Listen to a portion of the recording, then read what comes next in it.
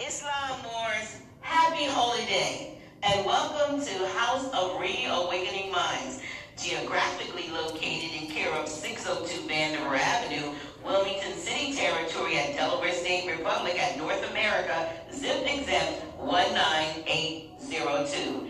Sit back, relax, but get your pen and paper out so that you can study, study, study.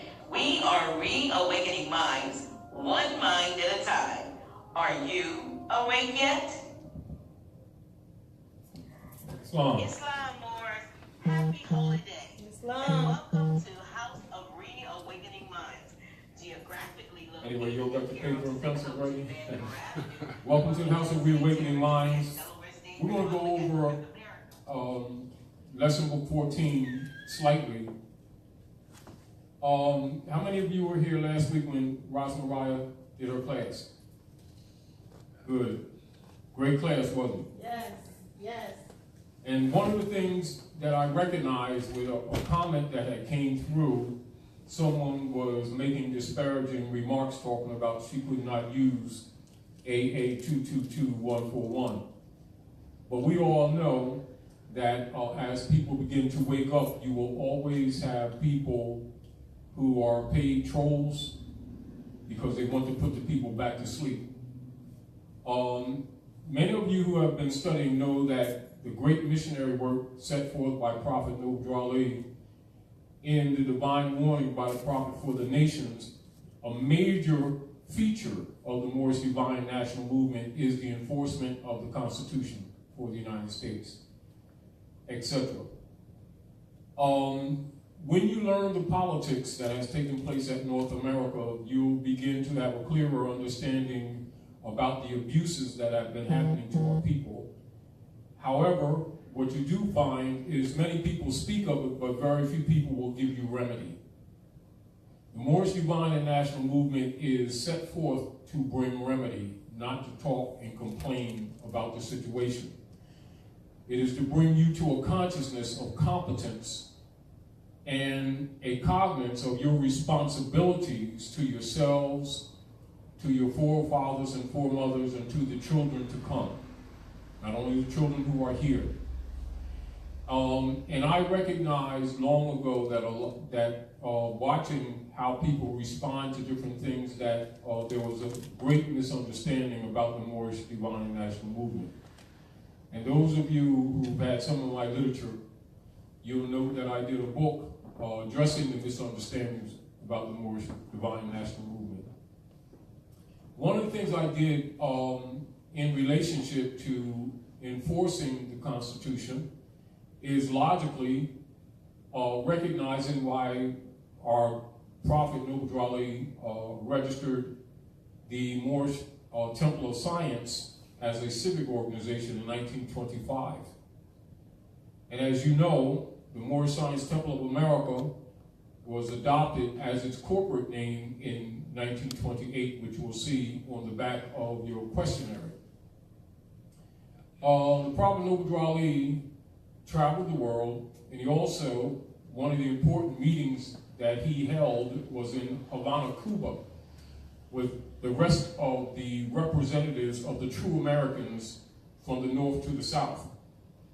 Knowing that we're under colonial occupation, and knowing that many of the people in the north were falsely trained to believe that America was a country.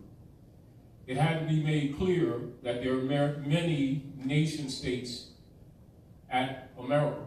America's large continent that extends from the northern hemisphere to the central part of the planet into the southern hemisphere of the planet. It is a complete continent. Do not get confused with the construction of the Panama Canal, thinking that north, central, south are separate. They are absolutely not. And they comprise the Maghreb, or what is called Morocco, the most extreme west of the Moroccan Empire, of which Hikuta, or what you call Egypt, is the capital dominion.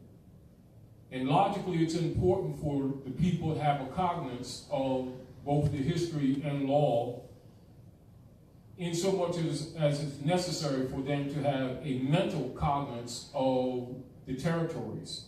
Because many of the people in the Western Hemisphere think that because they're in the South of America, or on one of the islands which are called Americana, that they're not Americans, because the European colonial operations have been training them the same way they do rats and animals, making them think that they were separated from the land.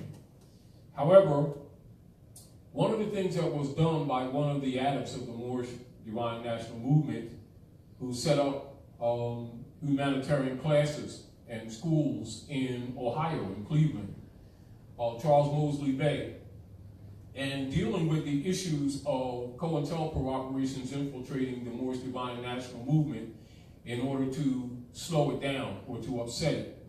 He registered a lot of the knowledge of the Moorish nation in the Library of Congress so that the infiltrators could not tamper with it, because they've been struggling to tamper with the Prophet's information presented to the people. As an example, when you go into the microfilm in Chicago and look at the divine constitutional bylaws, etc., when the Prophet Noble Ali was here, in particular, he makes reference to the land parcel being of ours, and that the Europeans are in agreement to operate here with the United States Trading Company. And so we have taught you earlier in many lessons about the United States Trading Company and the United States Service Corporation that was registered in France in 1754 by Benjamin Franklin. And many people are not aware, because of the subversive operations that have taken place in the Western Hemisphere. And since 1861, many of the people have believed that the United States is the country. The country is Morocco. The United States is the service corporation occupying and operating on Morocco by treaty. Are we clear? Clear. And logically, by many people being compromised, that knowledge has not been transferred from generation to generation. This was by design, and logically, people who are not aware of it learn from their parents who have been miseducated, and they start using the word or the name of the land and the people and applying it to Europeans, which it does not apply to. Are we clear? Some people think it's innocent, but it isn't innocent. What it does, it relinquishes your right of claim to the land, and the European takes it and makes sovereign claim and exercises sovereign powers that belong only to the nationals. Are we clear?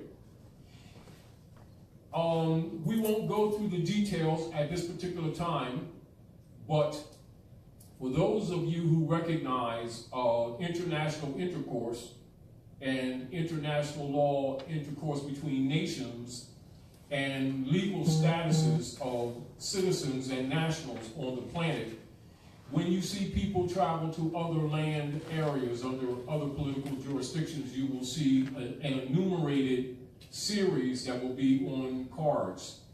Like some people who are from different jurisdictions will have what you call green cards, being foreigners or etc. Keep in mind, and this is one of the things that we have to fix with our people, they have to stop thinking that because they come from the center or the south or the islands of America that they are not the Americans. Are we clear?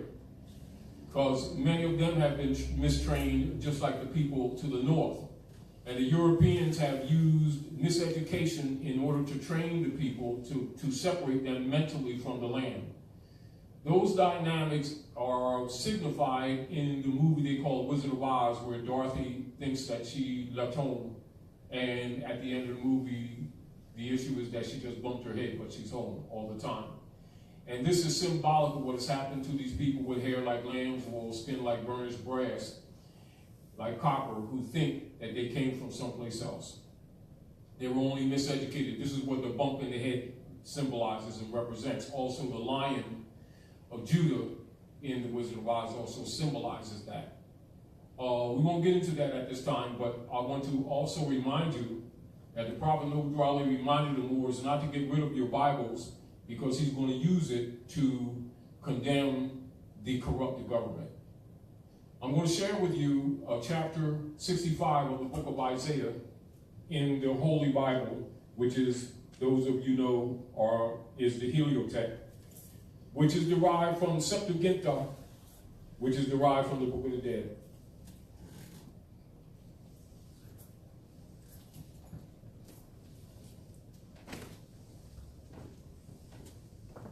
Isaiah 65.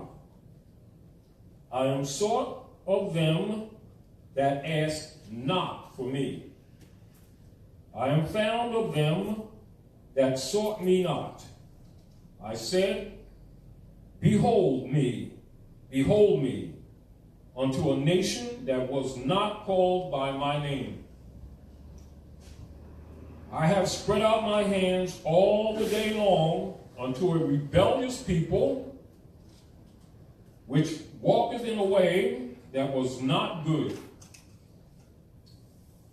after their own thoughts, a people that provoketh me to anger, continually to my spirit and to my face, that sacrificeth in the gardens, and burneth incense upon the altars of brick, which remain among the graves, and lodge in the monuments, which eat swine's flesh, and the abominations, the broth of abominable things is in their vessels, which say, stand by thyself, come not near me, for I am holier than thou. These are a smoke in my nose, a fire that burneth all day. Behold, it is written before me, I will not keep silent, but will recompense, even recompense unto their bosom. Your iniquities and the iniquities of your fathers together, saith the Lord, which have burned incense upon the monuments, and blasphemed me upon the hills. Therefore, I will measure thy former work into their bosom. Thus saith the Lord, as the new wine is found in the cluster, and one saith, destroy it not, for a blessing is in it. So will I do for my servant's sake, that I may not destroy them all. And I will bring forth a seed out of Jacob, and out of Judah, an inheritance of my mountains, and mine elect shall inherit it, and my servants shall dwell there. And Sharon shall befold the flocks in the valley of Nehkar, a place for the herds to lie down in, for my people that have sought me. But ye are not they that forsake the Lord, that forget my holy mountains, that prepare a table for that troop, and that furnish the drink offering unto the numbers. Therefore, I will number you to the sword, and you shall bow down in slaughter. Because when I called, you did not answer. And when I spake, you did not hear, but did evil before mine eyes, and did choose that wherein I delighted not. Therefore, thus saith the Lord God, behold, my servants shall eat, but ye shall be hungry. Behold, my servants shall drink, but ye shall be thirsty. Behold, my servants shall rejoice, but ye shall be ashamed. Behold, my servants shall sing for joy of heart, but ye shall cry for sorrow of heart, and shall howl for vexation of spirit. And ye shall leave your name for a curse upon my chosen, for the Lord God shall slay thee, and call his servants by another name. I want you all to complete this chapter of Isaiah 65 because it's talking about you. And as these Asiatics that have been running around for these generations claiming to be Romans, using Roman names, and they refuse to honor their mothers and their fathers, and Rome has put their name on you as a curse and claimed your lost estate. Noble Ali came to restore that estate. Subject matter for the night is the enforcement of Constitution. And Constitution and treaty and law are one. How many of you read the Constitution for the United States at North America? Can you read Article 6 of that Constitution, please? Give her the mic, because I want you all to be clear on this, because I was talking to a brother yesterday, actually a brother and sister, or two brothers and sisters, and they're in a research, they have a research organization in Philadelphia area. And one of the things I mentioned to them is that many people address arguments complaining about the conditions of our people and have not read the Constitution nor done anything to enforce the Constitution. But yet they want to argue about constitutional rights. Can you read Article 6 of the Constitution for the United States, please? Article 6, subsection 1.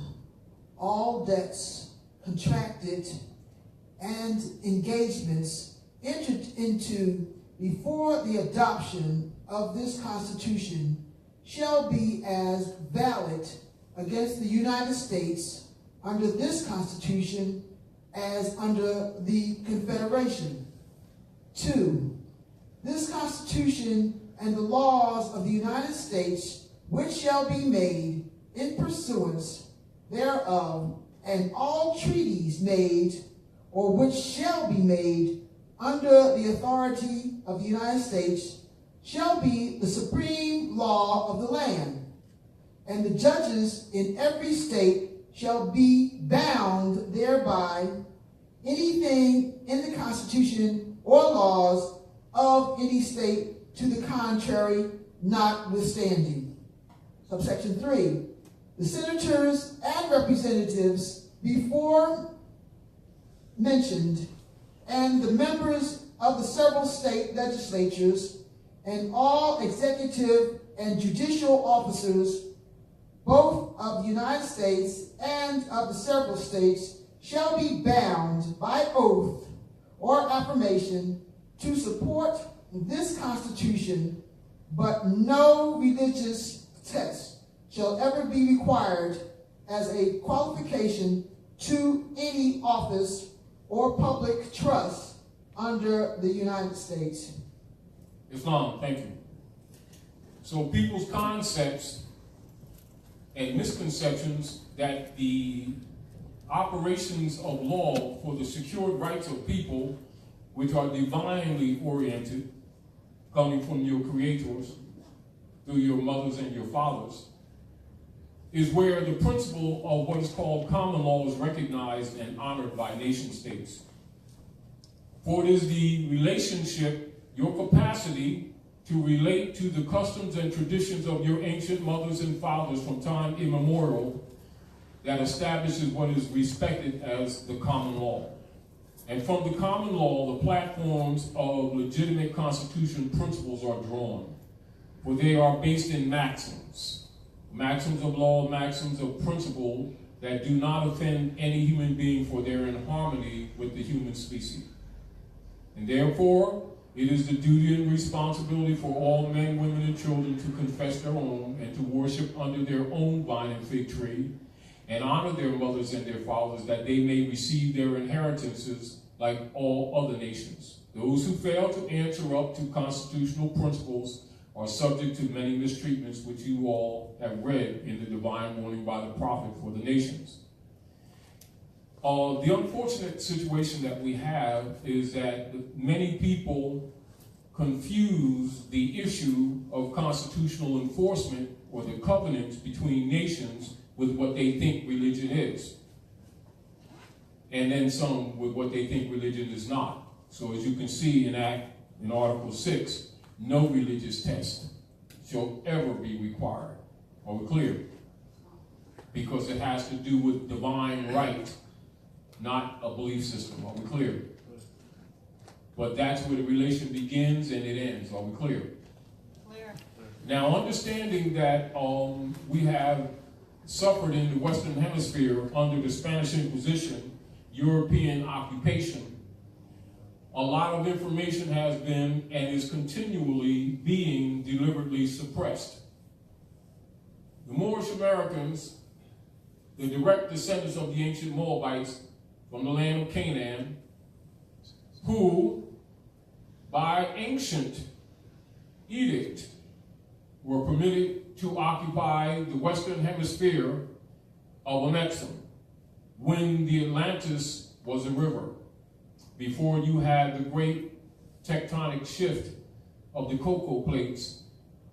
And those of us who crossed the river with the great superdevere, which is the dividing of the land between Ham and Cush, are called Ibri, or the Ibri, those who cross over. Are we clear? Clear. This is where they have in the Bible and in the older books, in the Vedas, in all the other books, what they call Hebrew, which is improper. It's Ibri, and it's not a religion, and it's not a belief system. It is the people who crossed over the great river before the shift. So you are the Ibri in action, not a different people. Is that very clear? Many people who use the book, the Septuaginta, and the Bible have misused it and made the people think it's a religion, and in doing so have disconnected people from their estate. Are we clear? So take no offense, because it's not meant to be offensive. It is to correct the record, because if you do not correct the record, the heirs of the estate will be continually declared as incompetent and non-descendable. But the misinformation was not accidental. It was deliberately set forth to steal your birthright and your estate. That is also represented in the book of Genesis, Genetics, chapter 25 of the book of Genetics. Or Genesis, where you see Rebekah is deceiving Isaac with the transfer of the birthright between Jacob and Esau. So you read that, because that's telling about you too. And also for you who give up your birthright for a bowl of red pottage. And the symbol red, or the color red, is symbolic of your flag too. So understand, while the book is cosmological and it is also allegorical, you must know it relates to you. So don't look at it as just a book to worship, because originally the book was, and all of the books are cosmological books, and it's for the workshop of the mind, not for the worship of the books. And therefore, all the prophets would always remind the people to listen to the word and do not get caught up in worshiping them. However, the people began to worship the prophets rather than pay attention to what they said. And therefore, this is one of the reasons why the world is upset today and why people are in such disorder. For they have begun to worship the prophets rather than to study what they said and recognize that they were social reformers. And they did not promote religion. Most of their enemies were people who claimed religion, including the priesthood, who've always been the enemies of the prophets. Because the masses have never been really given religion. The masses have usually been given dogmata by design of the priesthood. But because the priesthood have traditionally hidden behind the titles of priest, hiding behind Allah, Jesus, Moses, Muhammad, etc., and raped the people. This is one of the major paradigms of the issues of Yeshua ben Yosef arguing with the doctors of the law. The doctors of the law was the priesthood. They were doctoring of the law. And those sufferings have met us today face on. And so much of your cure will be knowledge, for the people are destroyed for lack of knowledge. So one of the things we want to deal with to clear the record for some COINTELPRO operatives who were critiquing Rosmariah on her class last week, saying that she could not use AA222141 because it's the number of certificate of CMB registered in the Library of Congress, Washington, D.C. Well, let's clarify this make this very clear. I am the Emir of the Great Seal. I possess those certificates, as does anyone else that studies this stuff. The number AA222141 refers to this, and I want you all to write this down.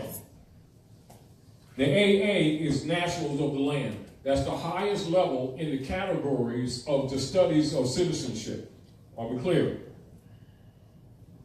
Thereafter, you will find upon your studies of international operations and peoples, you'll see A1, A2, A3, A4, A5, A6, A7, A8, A9, A10, A11, A12, A13, A14, A15, A16, A17, A18, A19, and all of these lists will list different natural people that travel into different countries, and it would be the categories on why they are in other jurisdictions. Say someone might come into the land and they come for school, and they may be going to a college or university for so many years, and their green card would indicate that. Are we clear? Someone may come in as a scientist to do some work, and they would have a different number. I want you to get used to these things, because one day we're going to share with you those different lists, but that's not the subject matter for tonight. I want to make these things clear to you.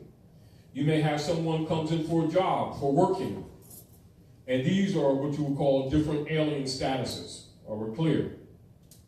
So be clear that this AA status is Class A1. That is the nationals of the land, distinguished from the citizens or the corporate citizens. Are we clear?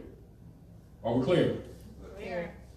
The nationals are the highest level, for their citizenship cannot be removed. Are we clear? Because it's a birthright. It is not unlike, say, if any of you went to Manchuria or China for school, and you have a family there, you may have children there, they become Chinese citizenship under Naturalization Act, but that would not make you Chinese, would it? Are we clear? That would be a citizenship status, and you would have a number that would indicate whatever that status is, whatever your purpose is for operating in China. Are we clear? Same with Russia, same with France, same with Germany, same with Brazil, same with any other nation state. Are we clear? So those numbers are operative here in North America. And this would indicate the people of the land distinguished from persons who may be citizens under the United States company, which under treaty law has been operating at North America. Are we clear? And with what you call the union, those persons who may start domiciling here or residing on the land semi-permanently, i.e. Europeans, they would be U.S. citizens. Are we clear? Are we clear? But they're not the nationals. Are we clear? That's not a disrespect. That is clarity. However, because many people have been abusing our people have been mislabeled as U.S. citizens, which they are not and can never be. Are we clear? You're the nationals of the land. You're the people of the land. And understand this very clearly. Though you've been tagged as Indians, the land is not India. Are we clear? Clear. You will find that misnomer established in Columbus's records, because they were trying to get to Madagascar and to Hindustan to take over the trade routes of the Moors. And so they were navigated to the Atlantis Islands, which you now call Burigan, Haiti, Dominica, etc. And so he started calling the people West Indies. That's where that term came from. Are we clear? That's how the Moors of the West became known as Indians. But you're not Indians. Are we clear? Over generations, the Europeans reinforced the brands and the misnomers and displaced the pedigree in order to override your right of claim to the land, because they started instituting what they called the doctrine of discovery. Are we clear? to steal your land. Islam, Abdullah, Yeah. can you give Abdullah the mic, please? Yeah, I'm going to add to what you were saying. There's a book called the Medieval India Under Mohammedan Rule. Medieval India Under Mohammedan Rule, 712 to 1763. Stanley Pope. Medieval India Under Mohammedan Rule, 712 to 1763. Stanley Poole, Poole. Moorish ruled modern-day India, all right, for 1,000 years. So I'm just giving some support to what Taj is saying. The land Sindhu. India, the name India has been anglicized. We have Sindhu, which is Sanskrit. We Arabicized it to Hindu. The British, when they took over in 1760s, they anglicized it to India. The Order of Christ. Order of Christ was established in 1338. They are refashioned, the Knights Templar were refashioned as the Order of Christ. Yes. They took over the spice trade of the Moors.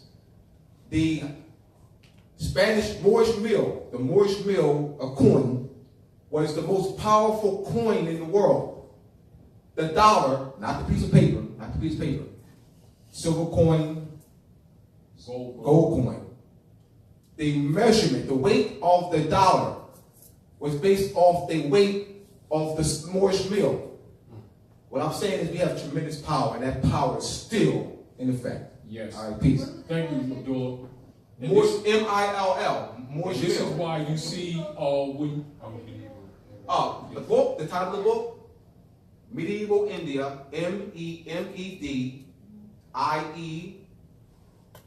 Medieval, Middle Ages. The Middle Ages, so there's, all right, medieval period means is Middle Ages, and that's 700 to 1500. That's the time period which the Moors ruled Europe. There's a 3-volume book called The History of the Moorish Empire in Europe by S.P. Scott.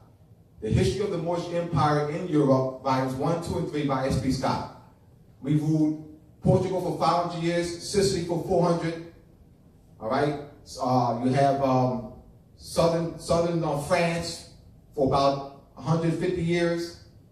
All right. So Charles the Hammer Martel, the hammer, because he laid the hammer on us. yes. In 732. All right. Yes. The Battle of Poitiers, or the Battle of Tours. Yeah, so Right. Charlemagne. All right. Yeah. So it's important for you to know that history and not to have your mind compressed due to the forced servitude and peonage that operated in North America, which is connotatively presented as slavery. This is why most people who are in the business of taking advantage of you will always talk about our people as being the first this or the first that in 16 or 1700s as a slave, so that you don't know your real illustrious history, and that you're actually the nobles who were overthrown. Are we clear? Clear.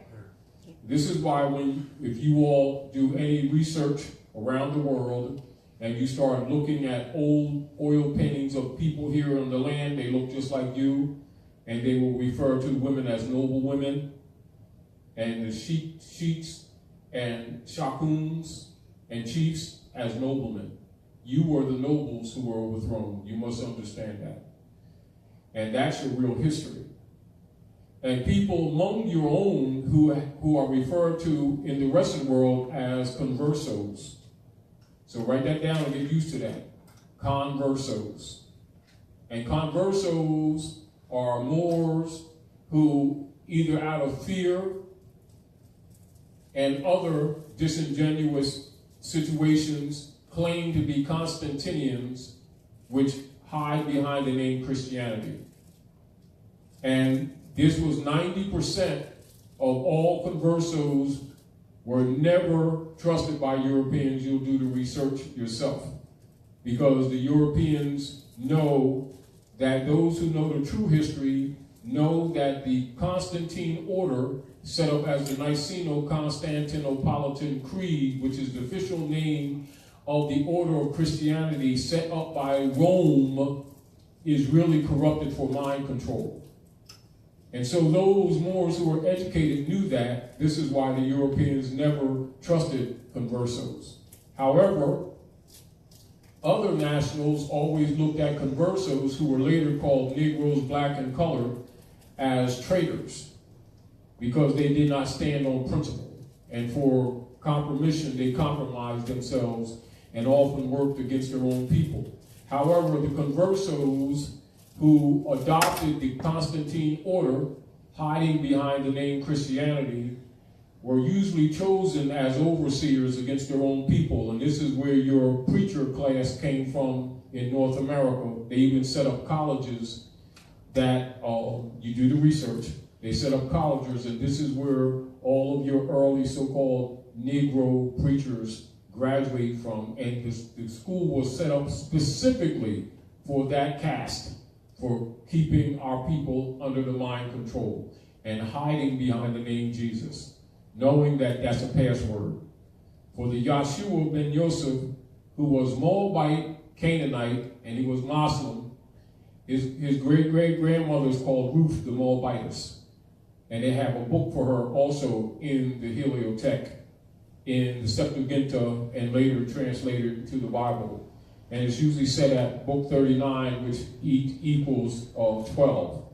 And that's Yahshua's great-great-grandmother. She's Moabite, he's Moabite, and you're Moabite.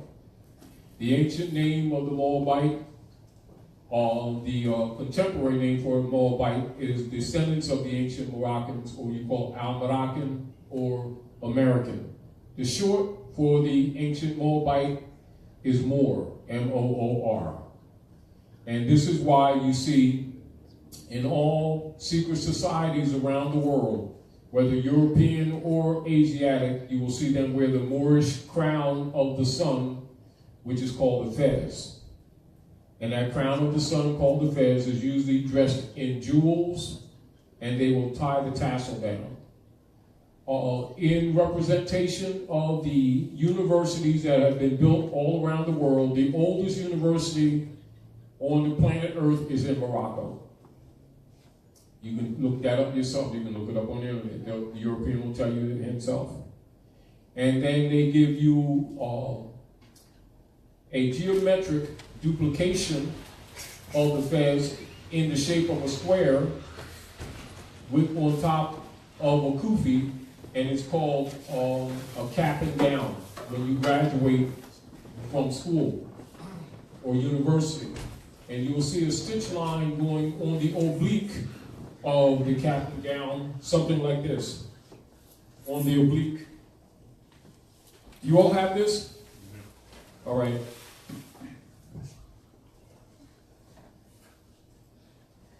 Oh, I'm going to read this for the people first, and then we're going to draw the symbol of the cap and gown. The AA in the lesson book, is the highest level of citizenship. That's there. The highest level of citizenship would be the national. That's the people of the land, distinguished from people who may be citizens of the United States. Are we clear? All right, are we clear? So these are the original tribe nationals of the land. Are we clear? That they falsely refer to as West Indians. Are we clear? North, Central, and South. The true people of the land of the Western Hemisphere. This 2.2 is chapter 22 of the United States law of a general and permanent character. Are we clear? General and permanent character. So that means it's broad, isn't it? Isn't it? All right. So that deals with foreign relations and intercourse. And for those of you who would do research in chapter 22 of the United States Code of Law, that will be page 954.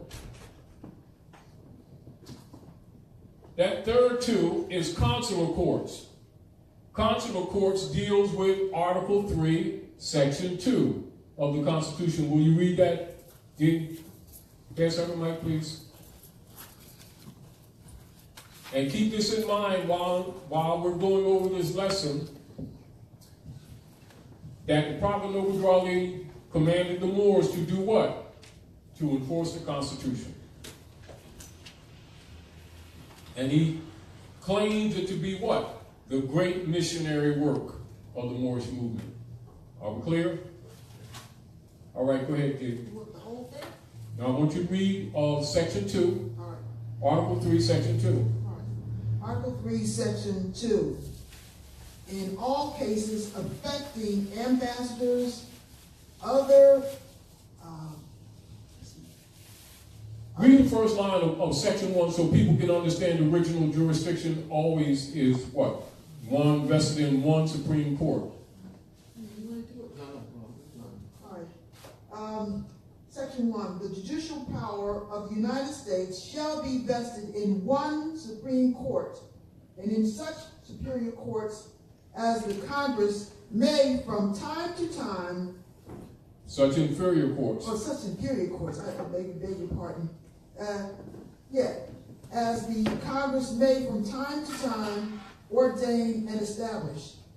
The judges of the Supreme and inferior courts shall hold their office during good behavior, and shall at stated times receive for their services a compensation which shall not be diminished during their continuance in office.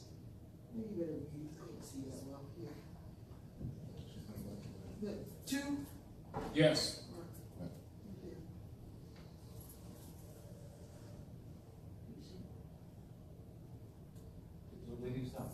Section 2. Section 2, all right. Yes.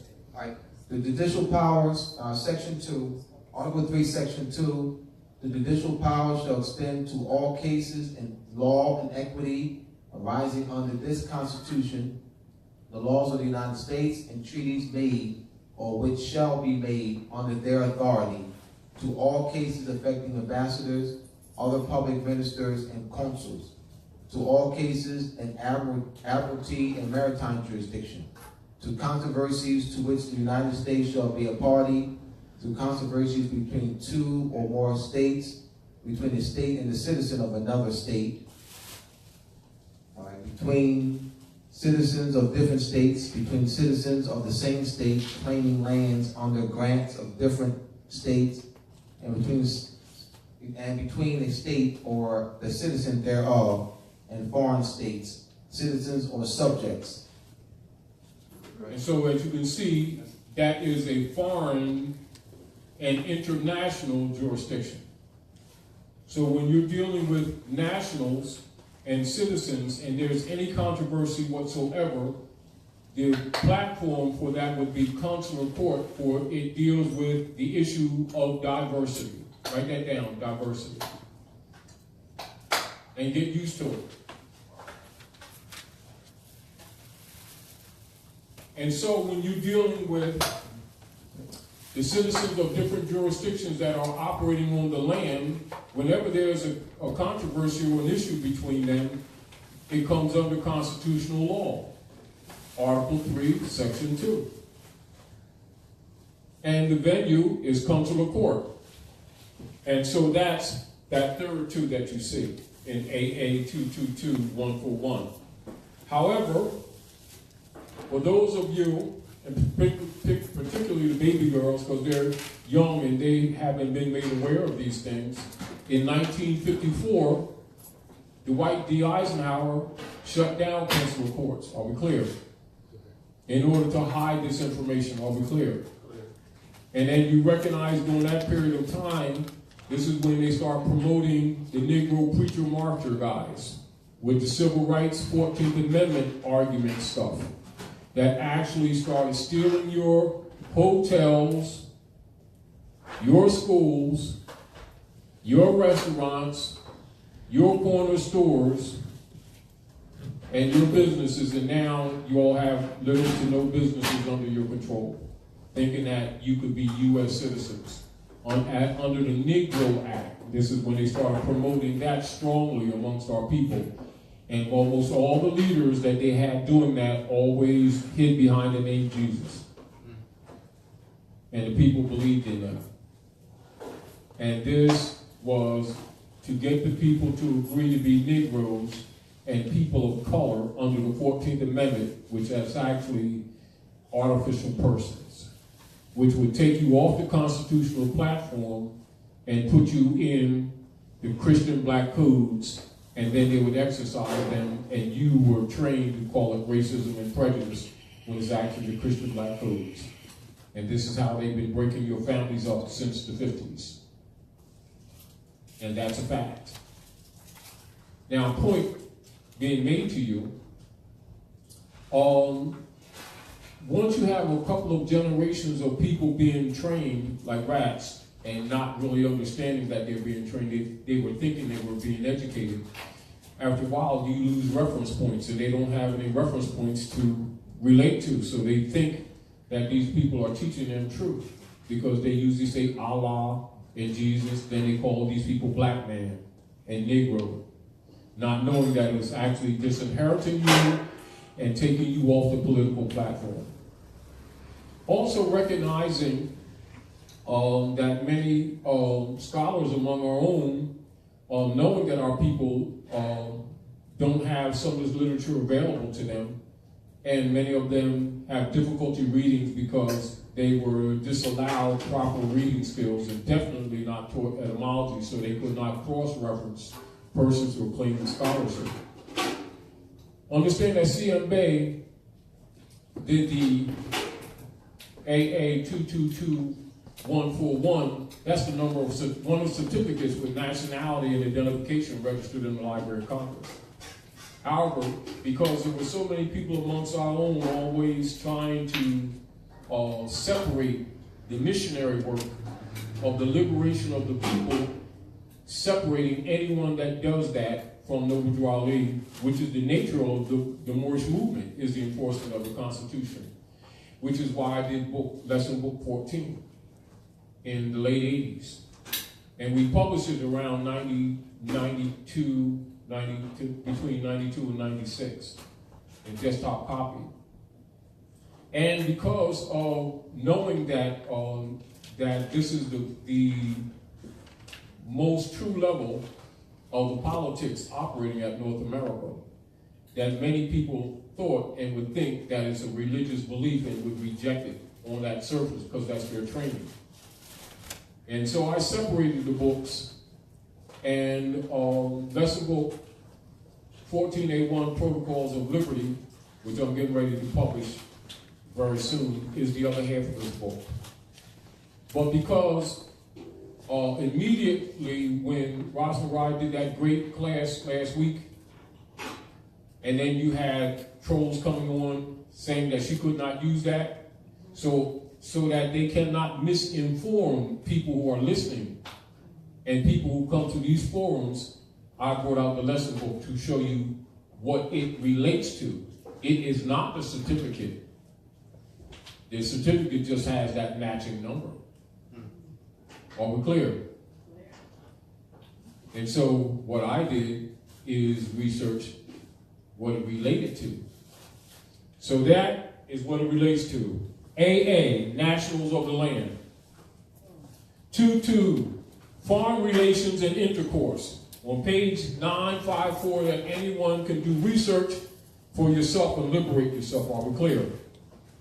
Section 2, chapter 22, book 22, chapter 2, consular courts. So no one's been teaching you consular courts, they've been telling you civil rights courts and civil rights arguments, and you thought it was real, and as soon as you go on there, you get all these abuses. So you can see why our people for so many generations have been continuously losing. They're on the wrong venue. Are we clear? So what occurs when you go into the wrong venue or into a venue that has no proper jurisdiction? Do you expect due process? No, you've been abused, haven't you? However, people have known this and not exposed it to you. This is why a lot of people who claimed over the years for you all who know some of the criticisms that we get, why they jump on Taji Guy and tried to dismiss my platform, hoping I'd disappear. Because once you educate the people, they can't play with them anymore, can they? Once you understand that this is universal, and this is the supreme law of the land, then you recognize, why haven't they been telling you this? Then these people lose credibility, don't they? That's why they don't like Taj Tarik. Because they want me to play along with that game with the titles. You understand? And get full pockets while helping to miseducate our people to their injury and put a bunch of plaques on the wall. People think you're great and you're screwing your own people. While the rest of the world wondering what the swell is wrong with us, what's taking us so long. And then we're marching all over the place, starting a whole bunch of organizations to deal with the problems when you should have reestablished consular court. You see the point? Now, logically, if the parent doesn't know, you can't teach the babies, can you?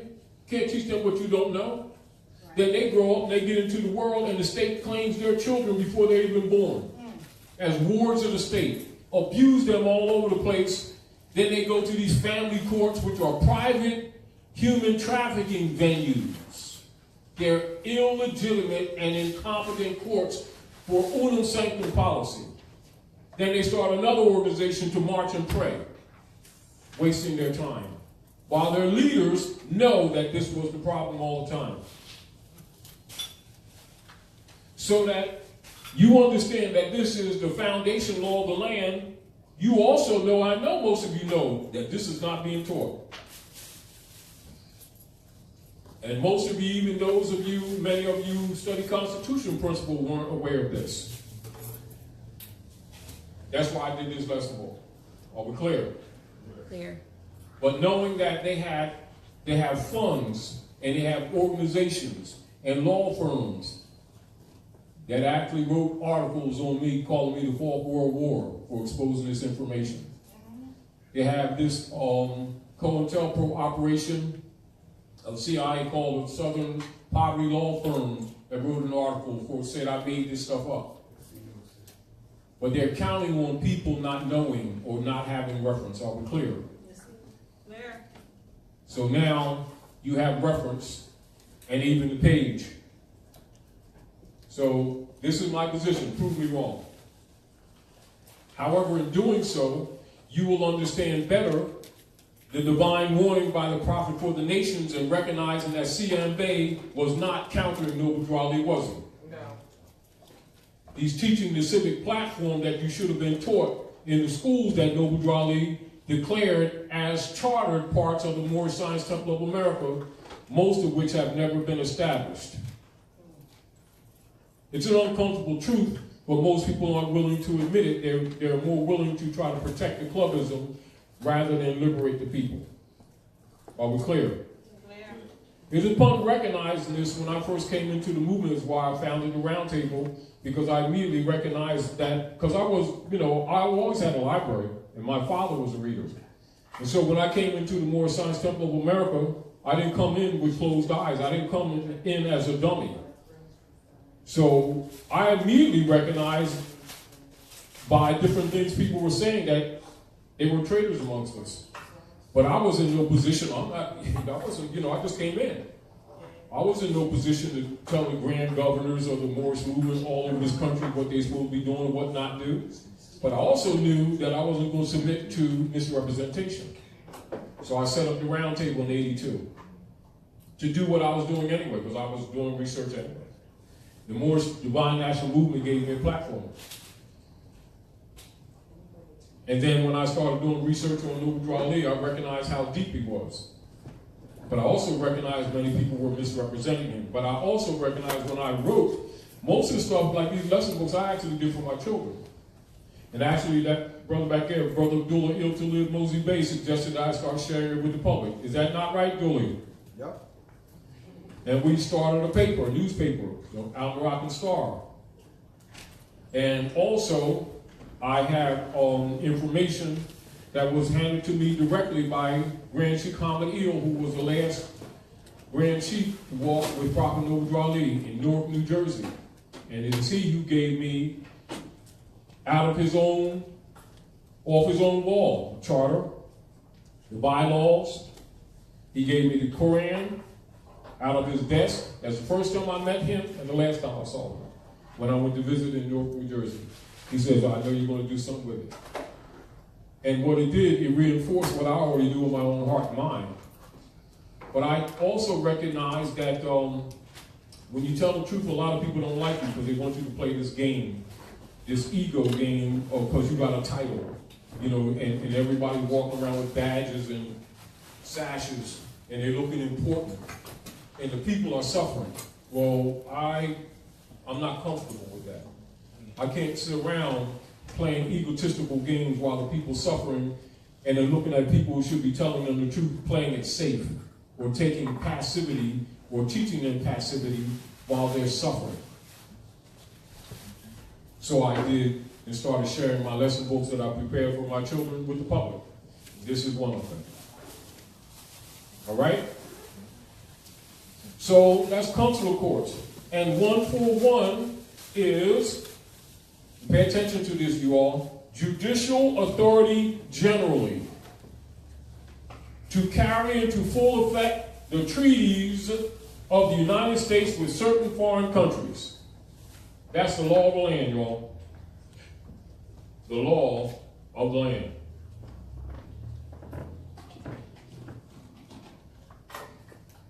And I'm going to read a little bit more to you from the lesson book after I do a sketch. I'm going to do a sketch of the fence I told you earlier.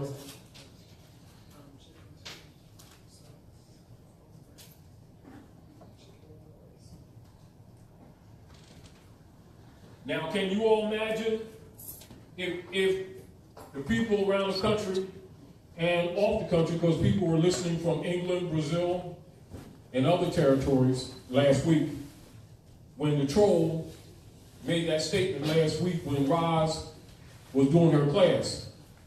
If the masses knew that, what would they have done with that person? They would have recognized that that person was an operative. But not having this knowledge, they would get caught in that gray area, and that creates what is by design called, in military terms, schism. S-C-H-I-S-M. That's the military term that the European uses that the people refer to as dividing and conquering. And this has been one of the operations in the Moorish Divine and National Movement, where you see the people keep trying to divide the Moors against each other.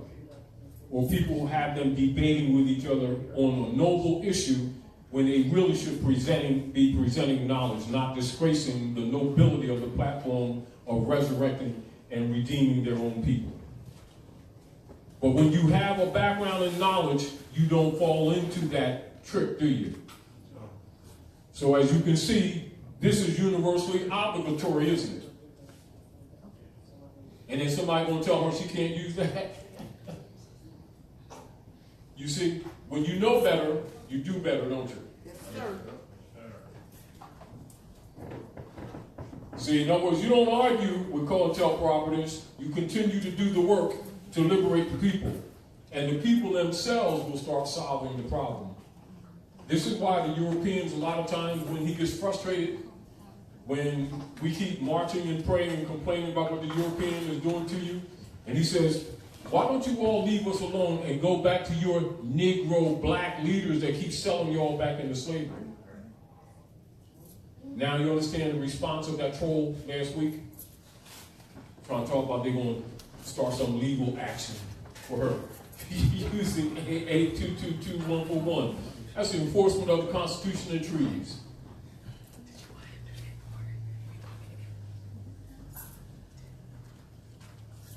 But again, you know, we must be persistent and regular in doing the best we can to educate the people, to liberate them from European occupation, as well as COINTELPRO operatives amongst your own.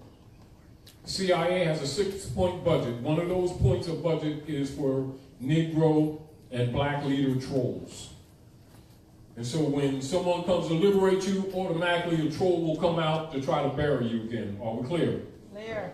So we try to give you information so you recognize that, meaning that although I wrote this book, understand that knowledge is not mine. It belongs to you. Are we clear? Are we clear? Clear. Persons who have titles, sheiks, grand sheiks, assistant grand sheiks, moderators, chairmen, so-called leader girls and leader guys, are obligated to teach you civic knowledge, which is constitutional enforcement. Are we clear? Which is at the heart of the Moorish Divine and National Movement. It's at the heart of the movement. Noble Drew Ali established the Moorish Holy Temple of Science, which is the Moorish Temple of Science, 1925, as a civic organization. The old Canaanite Temple, established in 1913, on up to the Moorish Temple of Science, 1925, and the Moorish Science Temple of America, 1928. And Noble Drew Ali veiled his form 1929. So the Moorish Science Temple of America, as his corporate name for the Moorish Temple of Science, existed exactly 1 year during the span of Noble Drew Ali's life. All the rest of the time was civic. And the Moorish Science Temple is a religious affidavit under Heard's law. So it established government, actually. Are we clear? Clear. So that's to inform you, because you're going to have COINTELPRO operatives who are constantly going to try to misrepresent this movement while claiming to be leaders in the Moorish movement. So I'm giving you facts so that you can be liberated in your own mind. Are we clear? Your nationality is a birthright. It is not an owned clubism by anyone. Are we clear? Noble Drew Ali established the Moorish Divine and National Movement to re-inform you of your pre-existing nationality and birthright that exists before you were born, before the organization was set up. Are we clear? It is a vehicle for dispensing this information. Are we clear? And he said, go back to that state of mind of your ancient mothers and fathers, and when you do, you will find these things out. However, knowing that there's so much compromission amongst us, it is the only reason why this information is controversial. Are we clear? Because when you start liberating people, they stop supporting institutions that they discovered wasn't really supporting them. This is where it talks about in the Bible when they talk about the apostasy taking place and the people going to start falling away from all them institutions when they discover they've been getting screwed by these institutions claiming Jesus, God, Allah, Moses, Muhammad, everything, and they've been playing you and raping you. Well, this is the covenants of the land. Are we clear? Now, I want to also share with you from the journals of the House of Representatives, and this is 1789, 1790. The next time you all come and make sure that you have a copy of this, all right? And especially for the baby girls, because it's very important. Because keep in mind, one of the things that Rome does, they know that if they subjugate the woman, they subjugate the family. Are we clear? Clear. This is why these organizations that are being claimed as religious organizations always suppress women. But they always want you to come and throw some finance in the tray. And they always want you to come and bring your babies and do a salami bologna for them and then lie to them and tell them that Jesus got a bank account at Chase Manhattan, which he does not. They do that. They've been lying to people forever. And it's time for the priesthood to be exposed for just who they actually are. Just because they say Jesus, God, Allah, Moses, Muhammad don't make them holier than thou. Because they've been using the Bible, the Septuaginta, and the Quran to rape the people. And that's the truth. And no one will call them to the table. Well, Taj, you guys call them to the table. And I don't care if they don't like me because I'm not here for them. And I don't need their authority. My mother sent me. Thank you very much. I'm going to read from the journals of the House of Representatives to show you this is no new argument. Are we clear? This is 1789, 1790. And keep in mind, Georgie was appointed, not elected, to the office of the president for the United States Trading Company, doing business at Morocco, 1789. This is the case, a synopsis of a case, all right? Are we clear? The views of slaves and free blacks are rarely found in the petitions. Blacks were often the subjects of petitions submitted by whites, but in one unusual case, 4 former slaves petitioned the House of Representatives for clarification of their legal status.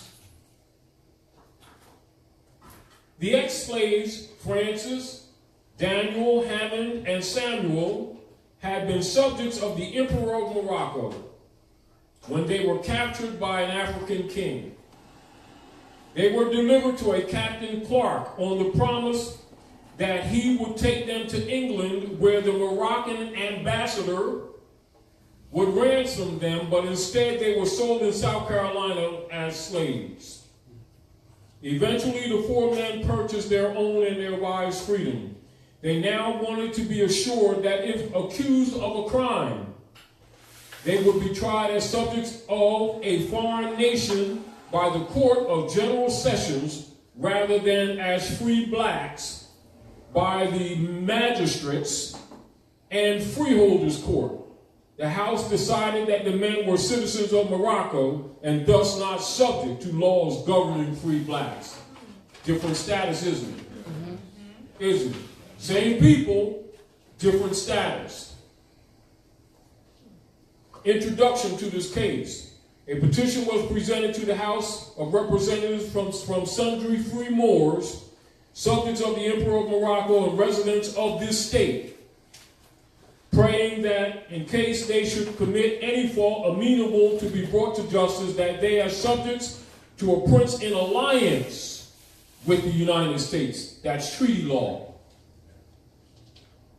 of America, may be tried under the same laws as the citizens of this state would be liable to be tried, and not under the Negro Act, which was received and read. House Journal, January 1790, January 1790, published for the South Carolina Department of Archives and History by the University of South Carolina Press, Columbia, South Carolina. So you can see the universities know this too.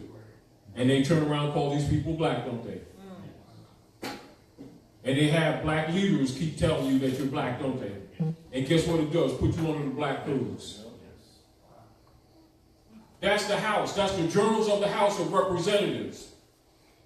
You think they don't know that you're Moors? Yes, they know. But it's not to their advantage because they can't mistreat you under international law. Now you understand why you must nationalize? Why Drew Ali set up the old Canaanite temple to restore your nationality? Is it an action of a club or an organization, or is it a birthright, you all? Birthright. Is your pedigree. Now, in relationship to your activities in community, you must have a conscious knowledge of what you're doing. Thus, that's why I gave you that. Are we clear?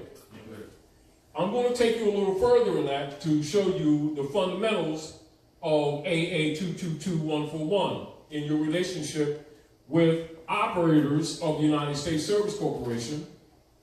And so I'll read to you the laws of a general character. What I wanted to do, and because it's actually on one of my other computers, I would have put this page up on the site, but share that with them, anybody wants to assist. But she's going to put that up on her page. Yes, it's there. And this is for you all to see.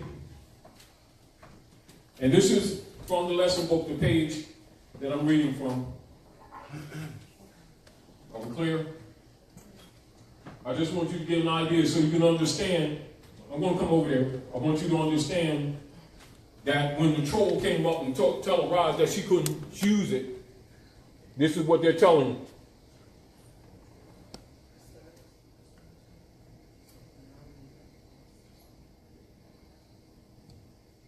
All right? Now, understand it is your duty and responsibility as Moorish Americans, and as people of the land, to enforce the Constitution. Because it's the duty of every man, every woman, and every child included to confess their wrong. So even children are not excused. Are we clear? However, people who have titles ain't been teaching you, and that's what their titles are for. Them titles don't belong to them, they belong to you. Are we clear? So when people come around talking about their grand this and grand that, them titles belong to the people and to the people alone. And they only to be used when they're in service to the people. Are we clear? They're not above you, they're your servants. And anyone who violates that should be removed from office. Anyway, the Code of the Laws of the United States of America of a general and permanent character. I want you to look up both of those words. I'm not going to go through it right now, because you need to understand what that means. It's general, which means broad, and it's permanent, and it don't mean it ends yesterday. It is consolidated, codified, set forth, and published in 1935. This is again. Are we clear? In the 159th year of the Republic. It doesn't say the democracy. The Republic. With ancillaries and index.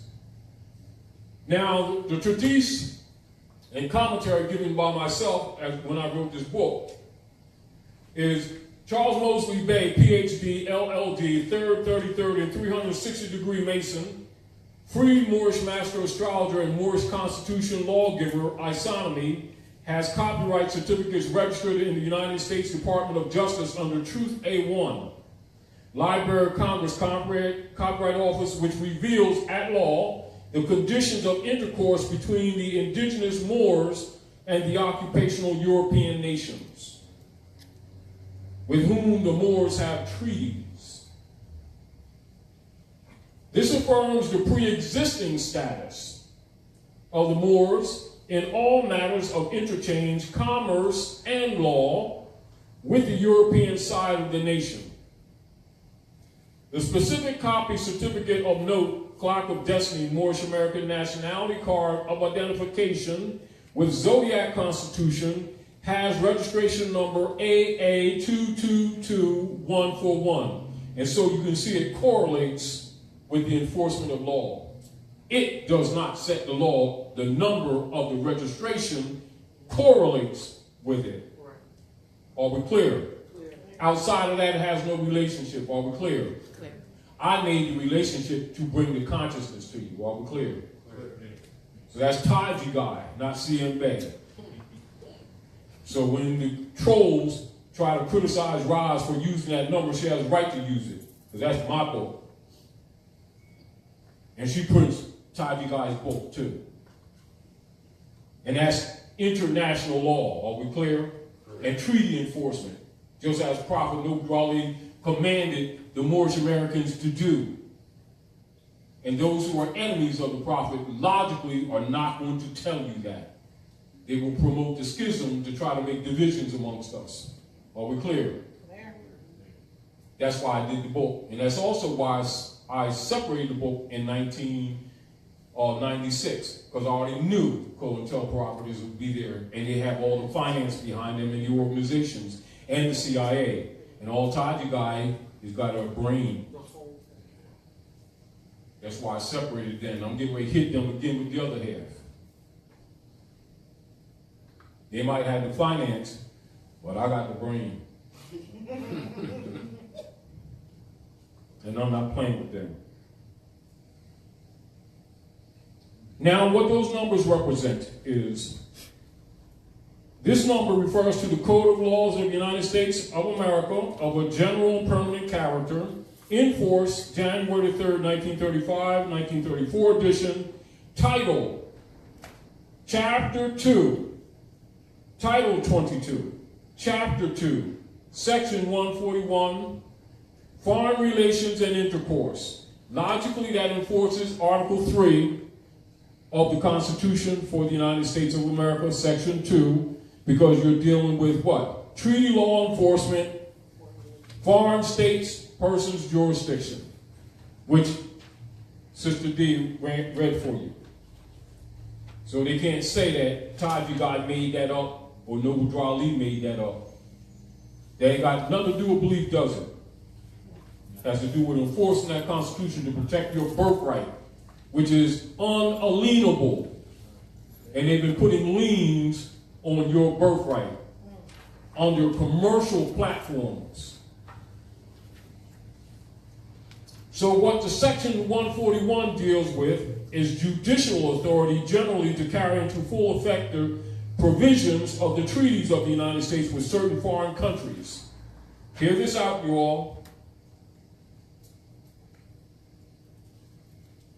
To carry into full effect the provisions of the treaties of the United States with certain foreign countries, the ministers and the consuls of the United States in China, in Siam, in Turkey, in Morocco, and that's emphasized because you're at Morocco, Muscat, Abyssinia, Persia, and the territories formerly a part of the former Ottoman Empire, including Egypt.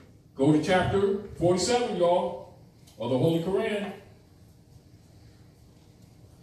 Duly appointed to reside therein shall, in addition to other powers and duties imposed upon them, respectively, by the provisions of such treaties, respectively, be invested with the judicial authority described in this chapter, which shall ascertain to the office of minister and consul.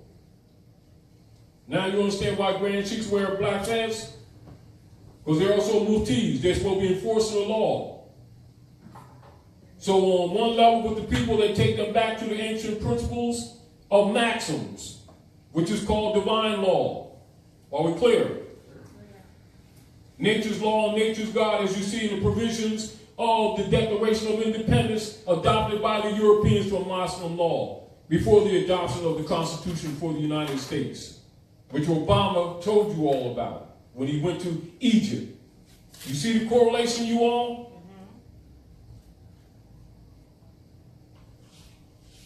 So therefore, and therein shall, in addition to other powers and duties imposed upon them, respectively, by the provisions of such treaties, respectively, be invested with judicial authority described in this chapter, which shall appertain to the office of minister and consul, and be a part of the duties belonging therein, wherein and so far as the same is allowed by treaty, and in accordance with the usages of the countries in their intercourse with the Franks, emphasized, or other foreign Christian nations. And then it gives you multiple subsections of law. So you can see Christianity is not a religion, it's a political platform. Christian nations, distinguished from Muslim nations, you're under occupation by the Christian corporate operations acting as a nation called the United States. And this is where your birthright has been stolen. That's why I did this book. To clear that up, because I already knew that people was going to misrepresent it. So I had to outthink them. Because they have all the packaging, all the finances, the banks, all the leader guys, the leader girls, all the masons, Eastern Stars, matrons of the church, all the mosques and the synagogues, 32 degrees, 33 degrees. They got all the finance to kick back, the 501c3 with Lyndon Baines Johnson. All Taji guy was a barber and a carpenter. But I still got a brain.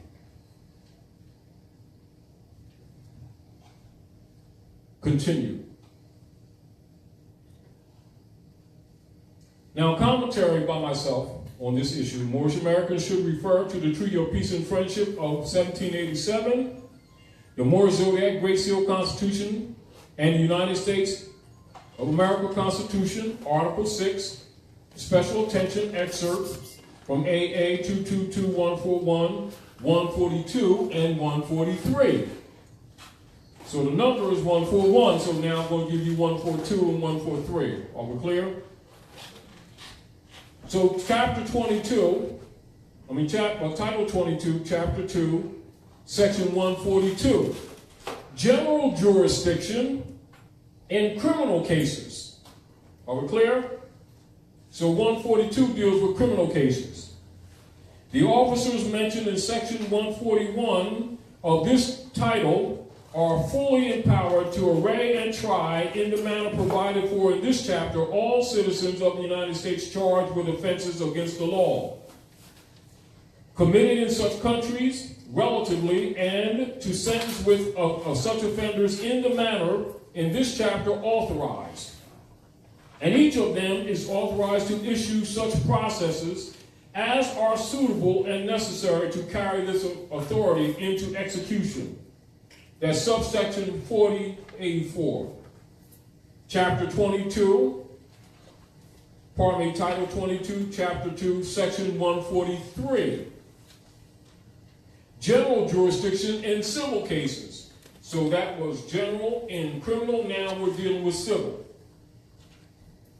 Such officers are also invested with all judicial authority necessary to execute the provisions of such treaties respectively in regards to civil rights. They didn't tell you that civil rights was what we listed under this, did they? Did they? No. They took you to that 14th Amendment, didn't they? So they lied to you, didn't they? Whether of property or person, I'm going to repeat this, so let's get this very, very clear. And this is for the trolls that are paid by the CIA to keep countering this, and those who try to criticize Roz last week, talking about she can't use this.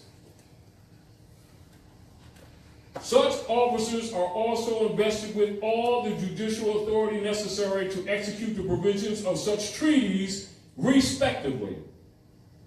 In regard to civil rights, emphasized and underlined, whether of property or person, and they shall entertain jurisdiction in matters of contract at the port where or nearest to which it was to be executed, and in all other matters at the port where or nearest to which the damage complained of was sustained, provided such port be one of the ports at which the United States are represented by consuls. So they've been telling our people you want counsel and then sending you a lawyer, wasn't they? It's supposed to be a consul. Such jurisdiction shall embrace all controversies. I'm repeating. Such jurisdiction shall embrace all controversies between citizens of the United States or other provided for by such treaties, respectively. That's subsection 4085. And of course, we go back to Article 6 of the Constitution for the United States. As Dee had read earlier, I'm going to repeat so that you can see the relationship. All debts contracted and engagements entered into before the adoption of this Constitution shall be as valid against the United States under this Constitution as under the Confederation. So you can see this supersedes that Constitution. Are we clear? Clear. This Constitution and the law of the United States, which shall be made in pursuance thereof, and all treaties made or which shall be made under the authority of the United States, shall be the supreme law of the land. So we're dealing with the supreme law of the land. How come you weren't taught this?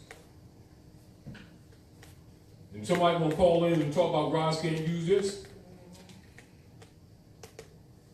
Keep in mind, when they was attacking her, they was attacking you. That's what you must recognize. They're trying to put you back to sleep because they know most of you don't have this information. So you get caught in that back and forth stuff, what kind of more you are. You're more by bloodline, by birthright. And you're obligated to this, just like the European is. But because they put you under that black codes and you've been doing around doing black things, you've been in breach of the law. But it allowed them to abuse you too.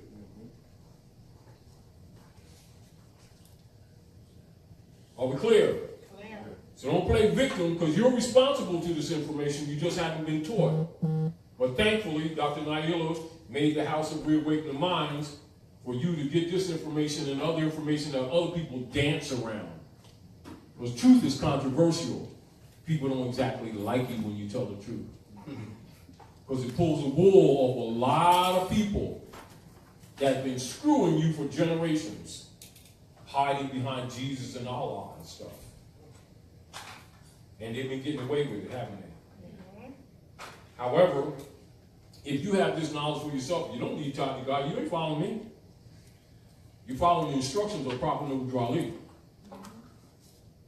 And then those who are supposed to be producing literature to help support this movement, because the Prophet said the half has not been told. If I told you everything, you go back to sleep.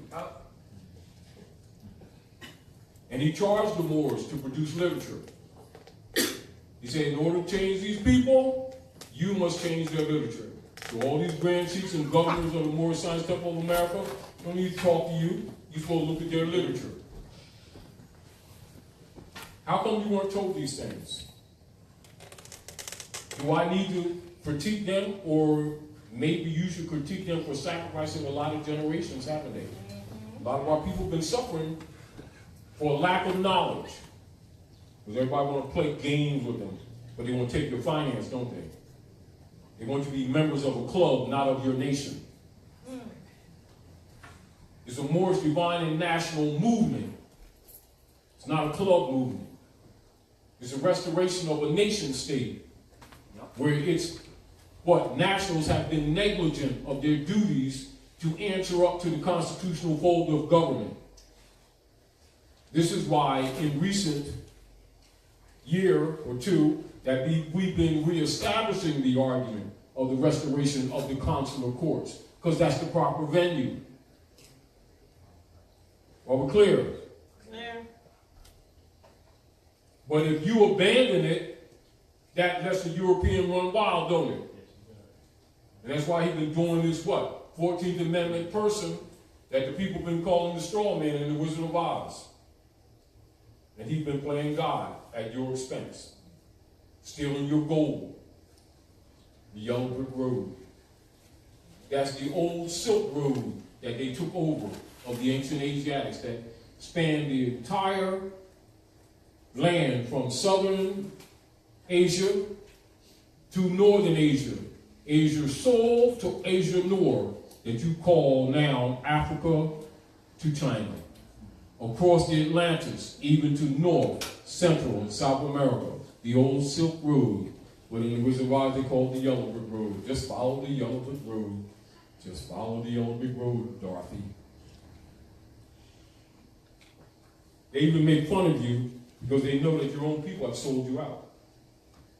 But you believed in them because they keep saying Jesus and God and Allah. And you think they love you.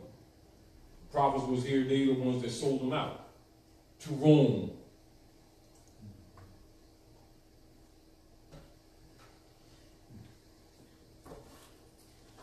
So anyway, this Constitution and the laws of the United States which shall be made in pursuance thereof, and all treaties made and which shall be made under the authority of the United States shall be the supreme law of the land, and the judges in every state shall be bound thereby. So you can see these judges are bound to this, aren't they?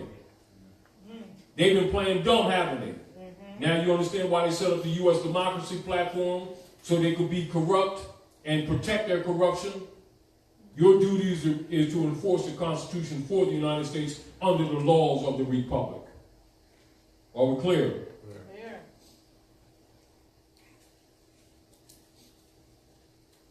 And the judges in every state shall be bound thereby, and anything in the Constitution or the laws of any state to the contrary notwithstanding. So when they do these color of laws telling you that this stuff don't count anymore, does it stand in law? It does not.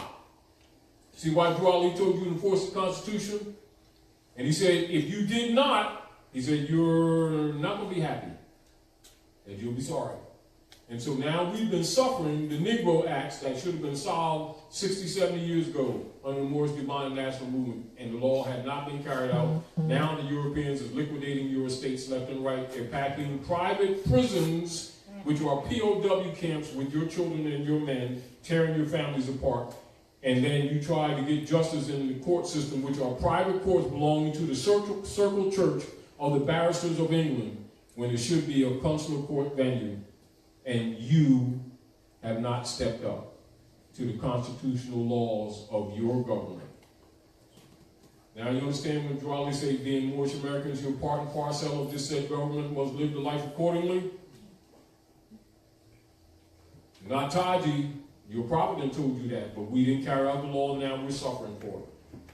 But I'm presenting this to you to let you understand that don't let people trick you and try to act like CMB didn't support the platform.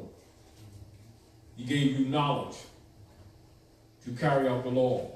It's one thing to tell you one thing, it's another thing to show you. Are we clear? So now you have reference point, don't you? All right. So the senators and the representatives before mentioned and the members of the several state legislatures and all executive and judicial officers, both of the United States and of the several states, shall be bound by oath or affirmation to support this Constitution, but no religious test shall ever be required as a qualification to any office or public trust under the United States. So you don't come under the law talking about what your beliefs are of your religion. It don't count. You're dealing with maxims of law and the supreme law of the land to preserve the divine rights of all human beings under that Constitution. With the enforcement of the Constitution and the treaty, it is your duty to do so and to carry out the law. And thus, in the Moorish Divine and National Movement, for those who go to a Moorish Science Temple of America, OK9 Temple, Act 1. Who got the divine constitutional bylaws? I know it. I know you know it. So give it a mic. Give it a mic.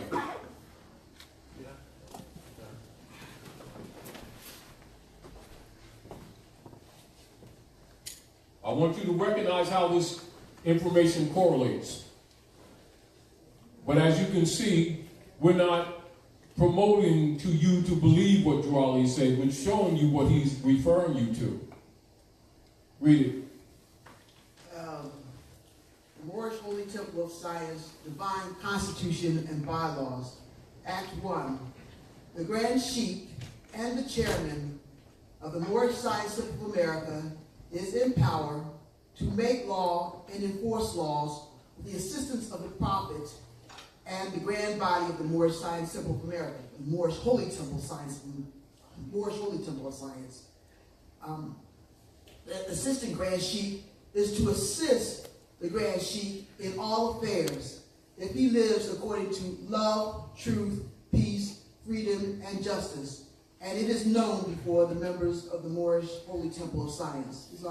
Islam. So as you can see, that is a constitutional enforcement decree, isn't it? That has nothing to do with what your beliefs are. That's your responsibility in your relationship to your social duties and responsibilities. Are we clear? Yeah. This is one of the reasons why over the years I've always presented the civic and national side of this movement, which has been sorely suppressed because people keep thinking it's a belief. It's not a belief.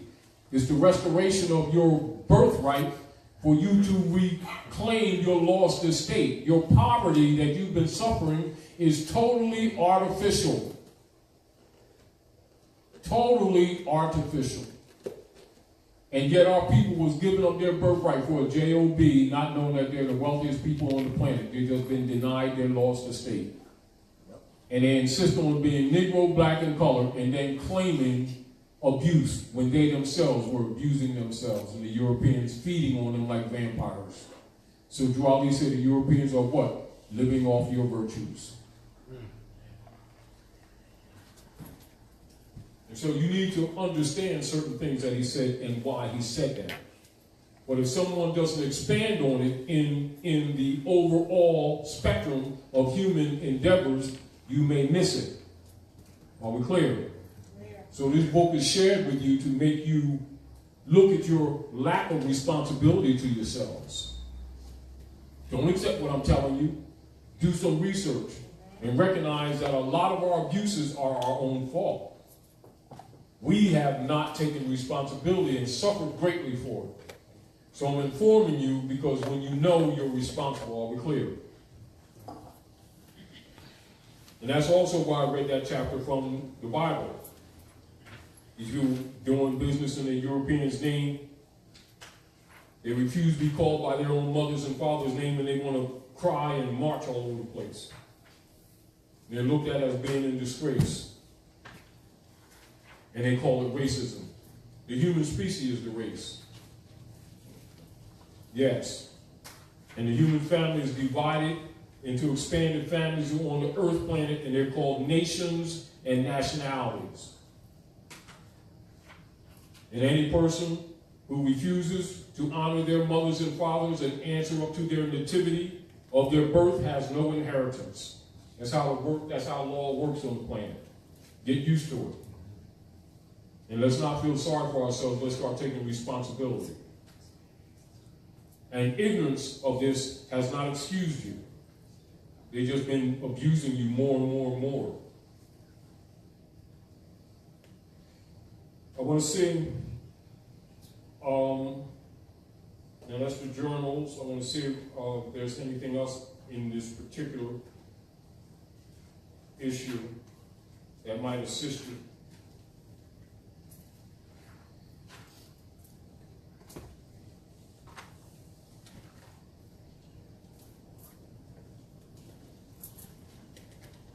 I think that should be sufficient, but the book will help you in other areas if you study, give you a little bit more expanded knowledge. And this is one of the reasons why we, again, and I'm repeating this, established the reinstitution of the consular courts. And our brother Shelley Moore has been traveling the country helping a lot, bringing people into the consciousness of the reestablishment of the consular courts. And this is also why members of the Order of the Great Seal have been working diligently for decades to restore consular court operations.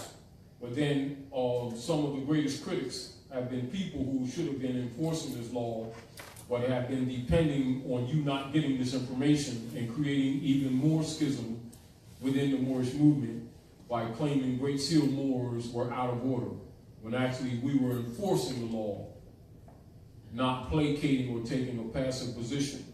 And logically, people who are passive who are co-interpreters really don't want you to know this information, so they would attack people like myself, hoping that you never got this kind of information so you could think it's a matter of opinion, or that we're making this stuff up. You get the point? And so they play this game of keeping you in a little club when you're supposed to be preparing yourself to take your places amongst the affairs of men. Can you take your place amongst the affairs of men when you don't know the platform that you're supposed to be on? No. Can you take your place amongst the affairs of men if you don't study constitutional law? No. And that's the covenant that's between you and the persons who are claiming to be government, so that you can keep them in check? It doesn't give you rights. It keeps people in governmental order, in order. So what happens if you don't keep them in order? They switch places with you and they make you their servant, which is what exactly has happened to you. Now you understand why they've been stealing your houses and putting you on the curb, killing the medicines, and then making you sick, and then making you pay for your own not cures treatments and then kill you. And you forgot your culture. So it used to be grandma would go right in the yard and get you your medicine right off the tree. But we thought that was old-fashioned, so we started following after the Romans. Now you got plastic that makes you sick, and a plastic card to go try to go into debt and credit to get fixed with viruses that they plant in you to make you sicker.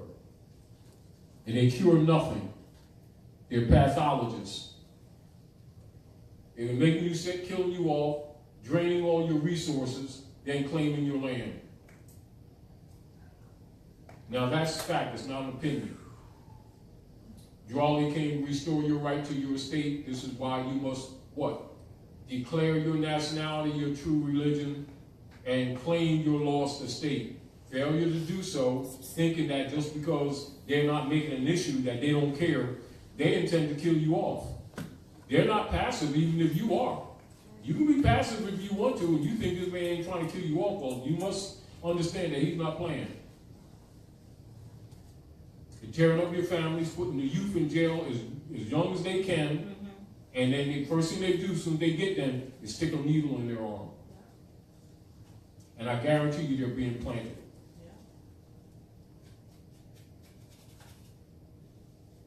Go to a hospital, any one of you get birth, they claim the baby, and they inject them, and they implant them with the injections.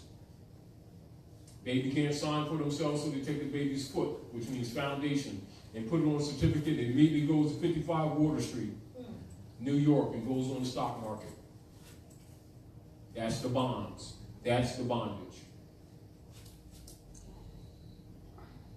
And for those of you who don't believe that, you can go into Congressional records and look what Franklin Delano Roosevelt did in 1933.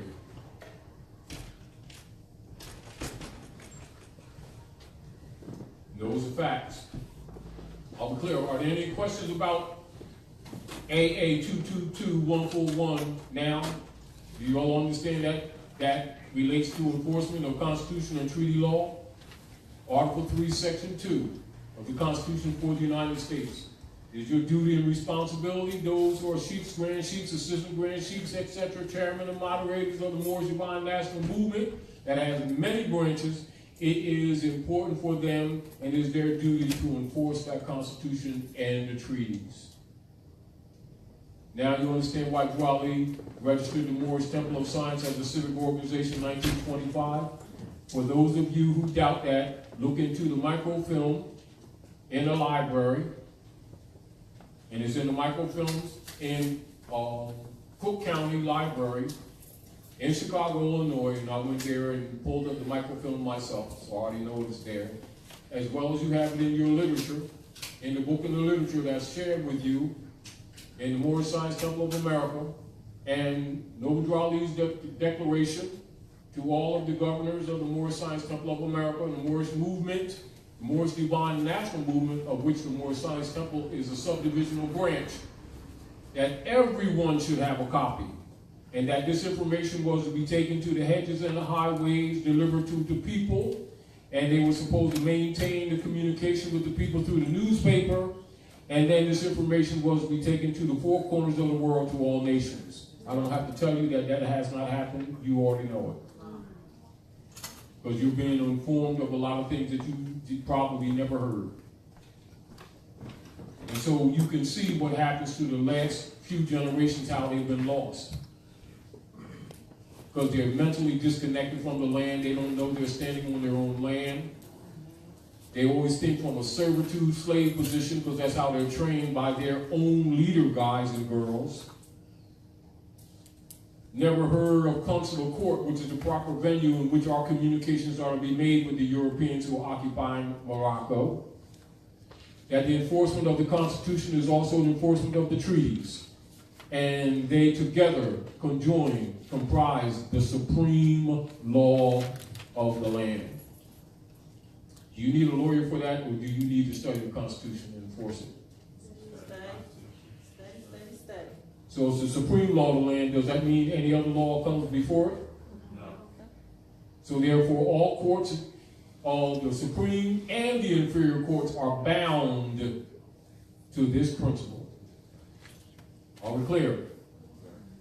And that's to give reinforcement to the work that many of you are doing to help restore consular courts. And I also re-emphasize that to you to make you responsible to yourself, to recognizing why we study here and why we say study. We don't want you to operate on emotions. Emotions don't help you. You need knowledge. And so if we would take our responsibilities, half the problems that we have politically and economic would end overnight. But if we sit around dealing with beliefs and how we feel, you know you're going nowhere and you will be held incompetent, which is what has been happening to us. And so people who should have been teaching us have been telling us to deal with beliefs and just put it in the Lords of London's hand, pretending it's Jesus. And then we keep catching hell, and then we start new marching organizations to deal with the hell that we keep catching, abuses from the European occupiers of our land. When you are AA, the national of the land, and don't even know it. That's why Drawley said, if you don't do anything else, declare your nationality. But I'm sharing this, just a synopsis of this lesson book with you to let you understand that this responsibility is on you whether you came here or not, or whether you heard this information or not. You're still held to it. And whether you like it or not, they expect you to either enforce it, and if you don't, they consider you've abandoned it. And if you've abandoned it, they're making all kinds of claims on your estates. Now you understand why all foreclosures are called abandonments? All foreclosures are called abandonments. Now you understand why they got all these private prisons around, and they're using authority of sovereignty to lock our boys and girls up? Now you understand why they diseducate these children in these schools? To disconnect you from the land. Because the Spanish Inquisition against the Moors never ended, and they must keep you unconscious that it's in operation. Are we clear? Clear. So the best way to keep you in blind faith is to put people among you from your own, taken from chosen colleges that were set up to groom civil rights leaders under the 14th Amendment, and make you think that that made you citizens and that you will get rights as a Negro, which means monkey. And they get you marching all over the place, wasting your time and funding your own enslavement. Thus, CM Bey registered the nationality card of identification in the Library of Congress so they couldn't tamper with it. And the certificate number relates to and correlates with the enforcement of treaty law. That's why you see a lot of them grand governors don't like CM Bey.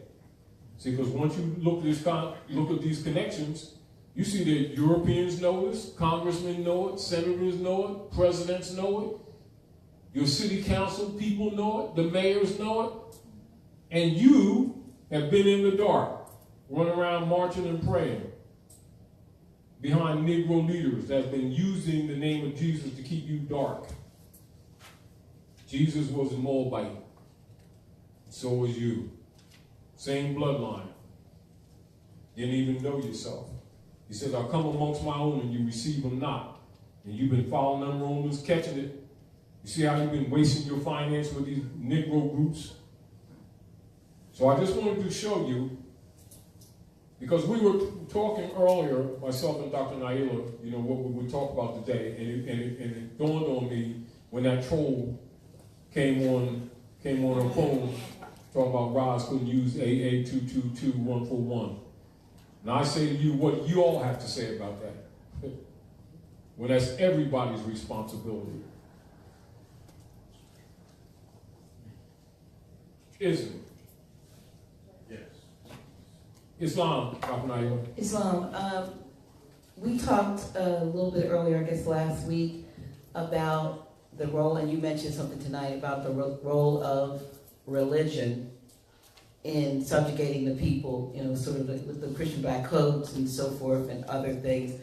Want to bring this up. Some people probably may get offended, but we talked about the fact that Billy Graham recently passed. Yes. And one thing I noticed a couple days ago, I was listening to XM radio in my car, so I wasn't looking at, I don't know if it was Fox or whatever, but they were broadcasting bringing his body into the rotunda to lie in honor. Yes. They mentioned that he's only the fourth, quote unquote, private citizen to lie in state, or lie in honor, because there's a difference between state and honor, to lie in honor, and since that's been happening since, I guess, Abraham Lincoln's assassination. The point I want to make is the reason why, you know, if you do some research, if you do research on Billy Graham, you'll find that he's been linked, and I'm going to say quote unquote linked to CIA operations forever and ever. We didn't see that, and there's some paperwork that's out. I researched online where we heard it on one of the, you know, things that we listened to on YouTube, that there were many journalists and clergymen who worked along with the CIA, supposedly in years past, and he's been linked to that. So to me, that stands to his importance to so many presidents, because the work he was doing was directly linked to CIA operations to spread Christianity all over the world, which he did well, and probably we were laughing about it a little bit, not because he passed, but he probably said, look, the stuff's getting ready to hit the fan. I need to get out of here so I can still be honorable before somebody starts to realize what I've been doing behind the scenes with all of this humanitarian work.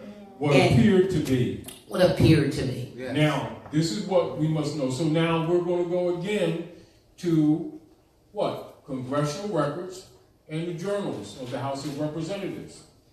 So we're going to read the first three of the articles so we can see what the relationship between Billy Graham, and that includes all your other clergy that you people have been trained to think that love Jesus, who they've really been working for. Really? This is not opinion.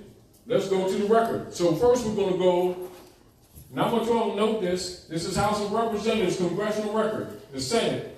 Extract from 1916, isn't it? No Drawley established the old Canaanite temple in 1913, did he? It's not. This was set up for the bankers of England and the Circle Church, i.e., and the SS is later called the CIA. It belongs to the Jesuits, to the Bishopric of Rome. So when it comes to the restoration of your estate, understand that their missionary work is to overthrow the republic. So let's look at Article 1 of the Secret Treaty of Verona. Article 1, the high contracting powers being convinced that the system of representative government is equally as incompatible with the monarchical principles as the maxim of the sovereignty of the people, with the divine right engaged mutually in the most solemn manner to use all that their efforts to put an end to the system of representative governments in whatever country it may exist in Europe, and to prevent it being introduced in those countries where it is not yet known. Article 2. As it cannot be doubted that the liberty of the press is the most powerful means used by the pretended supporters of the rights of nations to the detriment of those princes, the high contracting parties promise reciprocally to adopt all proper measures to suppress it, not only in their own states, but also in the rest of Europe. And Article 3, and this is the secret pledge that your clergy has to the Pope of Rome. And I want you all to pay attention. It doesn't say Jesus, does it? Article 3, convinced that the principles of religion contribute most powerfully to keep nations in the state of passive obedience, which they owe to their princes. The high contracting parties declare it to be their intention to sustain in their respective states those measures which the clergy may adopt with the aim of ameliorating their own interests, intimately connected with the preservation of the authority of the princes and the contracting powers, joining offering their thanks to the Pope for what he has already done for them, and solicit his constant cooperation in their views of submitting the nations. So them preachers and clergies have been telling these people that they're submitting them to Jesus and to God, haven't they? The truth is, and always was, that they've been submitting them to the popes of Rome. Now you understand why you've been suffering? That's documented. Did I make that up?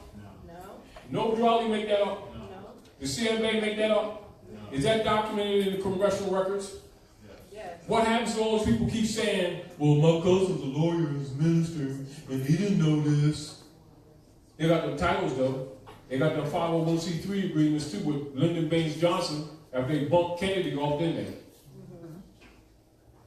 They've been delivering these people to the popes of Rome, hiding behind the name of Jesus, haven't they? And collecting finance and telling these people that Jesus got a bank account at Chase Manhattan, didn't they?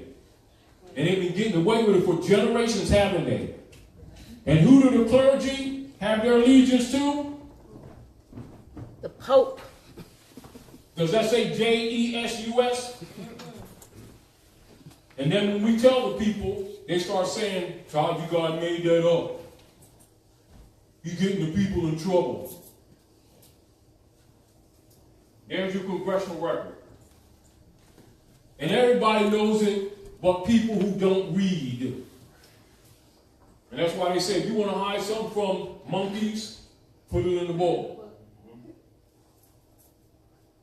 Because they only deal with beliefs that we train them in. Again, and I know it's rough for a lot of people because people, they just refuse to accept they've been played. They just want to think that because they got to believe it connects them with the divine. Well, they've been connected to the Lords of London, funding their own enslavement, not with religion, in the name of religion. There's a distinction. You can do anything in the name of anything you want to do. The outcome should tell you what's up. Does the outcome of our people tell you the conditions? Yes. How do you put ingredients in a cake and it always comes out wrong, but you keep on doing the same thing over and over again? Everybody else's cake is fine. Negro cake is always look like a cookie. No, I'm serious. And then we want to march all over the place to make it right and pray on it all the time. And then we keep doing the same thing over and over again and then lying on Jesus. Right? And the record shows that these people are lying on Jesus. But you know why they've been getting away with it? Because they haven't read the congressional records. And they think that other people that come to North America don't know that they're hypocrites. Now you see why nobody trusts conversos, why nobody like black people? Because they're always hiding behind Jesus and Allah and everything. And everybody in the world knows this but us. So they come in the communities. So why should they have any conscience taking advantage of the opportunities that aren't afforded to these phony people that keep on hiding behind Allah and Jesus and getting screwed and marching all over the place, wasting their time. And the world knows that the clergy is leading them to the Pope under the secret treaty of Verona. And it's documented. But they're going to tell you about the Bible. And they're going to tell you about the Quran. And they're going to tell you about ancient Kemet. And then turn around and claim to be black. And then when the European enforce the Christian black codes on them, they want to cry all over the place. They got 59 alphabet organizations that deal with rights and they ain't never read a constitution. And everything this European has been doing has been to either make you sick, kill you, jail you, break your families up, and steal your land. And has never done anything different than that. When you say, well, if I declare my nationality, he won't mistreat me. He's been mistreating me. Okay. He gonna tear my family up. We ain't got no damn families. You'd already done it. We need to stop being phony, and we need to stop showing the world that the European is their God. This is why our people keep calling him their great white father. But to kind of make it palatable, they'll just say white man, which means sovereign. And then they won't complain because he exercises sovereign power. And don't understand why the rest of the world wonder what the swell is wrong with us. And it's only because of our own, we buried ourselves for so many generations in ignorance. We've gotten confident in our ignorance and think that the world don't see us for what we really are. Extreme hypocrites, not hypocrites, extreme hypocrites. So rather than debate with you or the trolls that come on these sites, I'm showing you the congressional records to show you what them trolls been hiding from you too. And also to show you why them trolls attack this information. Because it starts exposing them that they're really operatives.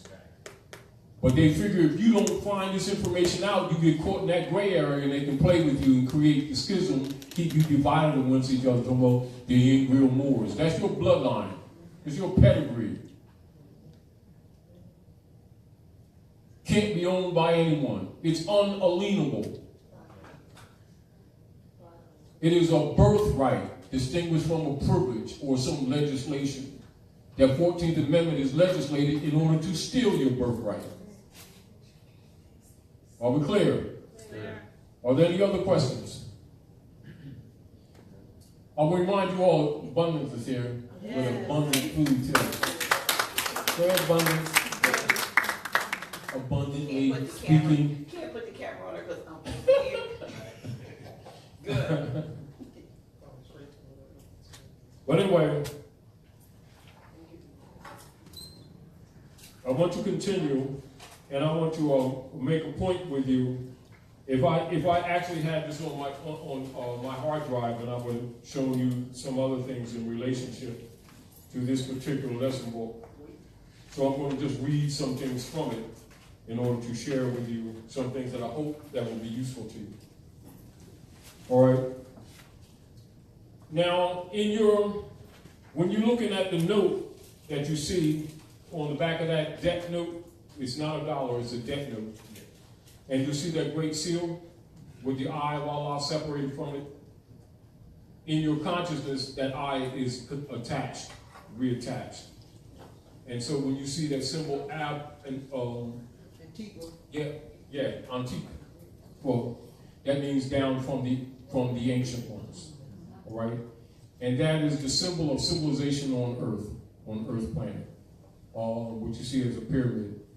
When you're dealing with structures, in the physical dimensions, all structures, when you take them down even to the park, which is unseeable by the naked eye, even with a microscope, you do an electrical reflex analysis of it, and you will see crystalline pyramidal shapes. Everything is made or built in a pyramidal shape. Are we clear?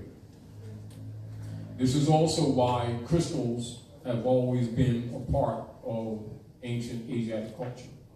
For it has a direct relationship in the building of your bodies, the salts, and then also all structure, etc. So I wanted to share that with you so you can understand why certain symbols are established in civilization. They're not just happenstance. They're based in the operations of nature. Are we clear? All right. Now, when you go ahead, Abdullah, give Abdullah the mic. So glad you came out tonight. I'm in the Declaration of Independence. Get directly on your mic, please. In the Declaration of Independence, you have the phrase, the laws of nature and nature's God, that did not come from Europeans. Once again, we brought Europe out of the Dark Ages. There's no European curriculum taught anywhere in the world. There's no, I'm saying it again, there's no European curriculum taught anywhere in the world. Philosophy, anatomy, medicine, botany, horticulture, street lights, that's your culture. Refrigeration. Etiquette. Remember, Europeans wasn't even taking baths. No. So who do you learn etiquette from? Hygiene, they learn from us. So I want to say that laws of nature, nature's God. That's the foundation. And that's your zodiac constitution. And those, how many of you all have been to City Hall in Philadelphia? Any of you all here been in Philadelphia? To the City Hall? You been there? Yeah. You see that zodiac in the middle of the courtyard? Mm-hmm.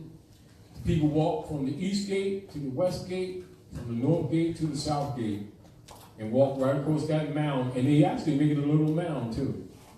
They make it a little mound to signify it. Now the original zodiac has actually brass rails that go across the planet that show you the sister cities geographically around the planet. They covered that up with asphalt, and they painted it on there. And so you go to the north gate, and they'll have the cornerstone in an open grave pit on the inside of the north tower of the parapet. And then they have Asiatics holding up the pillars, symbolizing the pillars of Atlas. Then the parapet is facing the Masonic Lodge, 1 North Broad Street, just to the northeast. And that's why when they had the flag raising February the 9th, they raised the Moorish flag at that pole that's right facing the Masonic Lodge, February the 9th of this year. And then they call February the 9th Moorish American Day, because they took it down there too. Yes, so they raised it. That's symbolic. That's also for you to understand that that's where they took their birthright.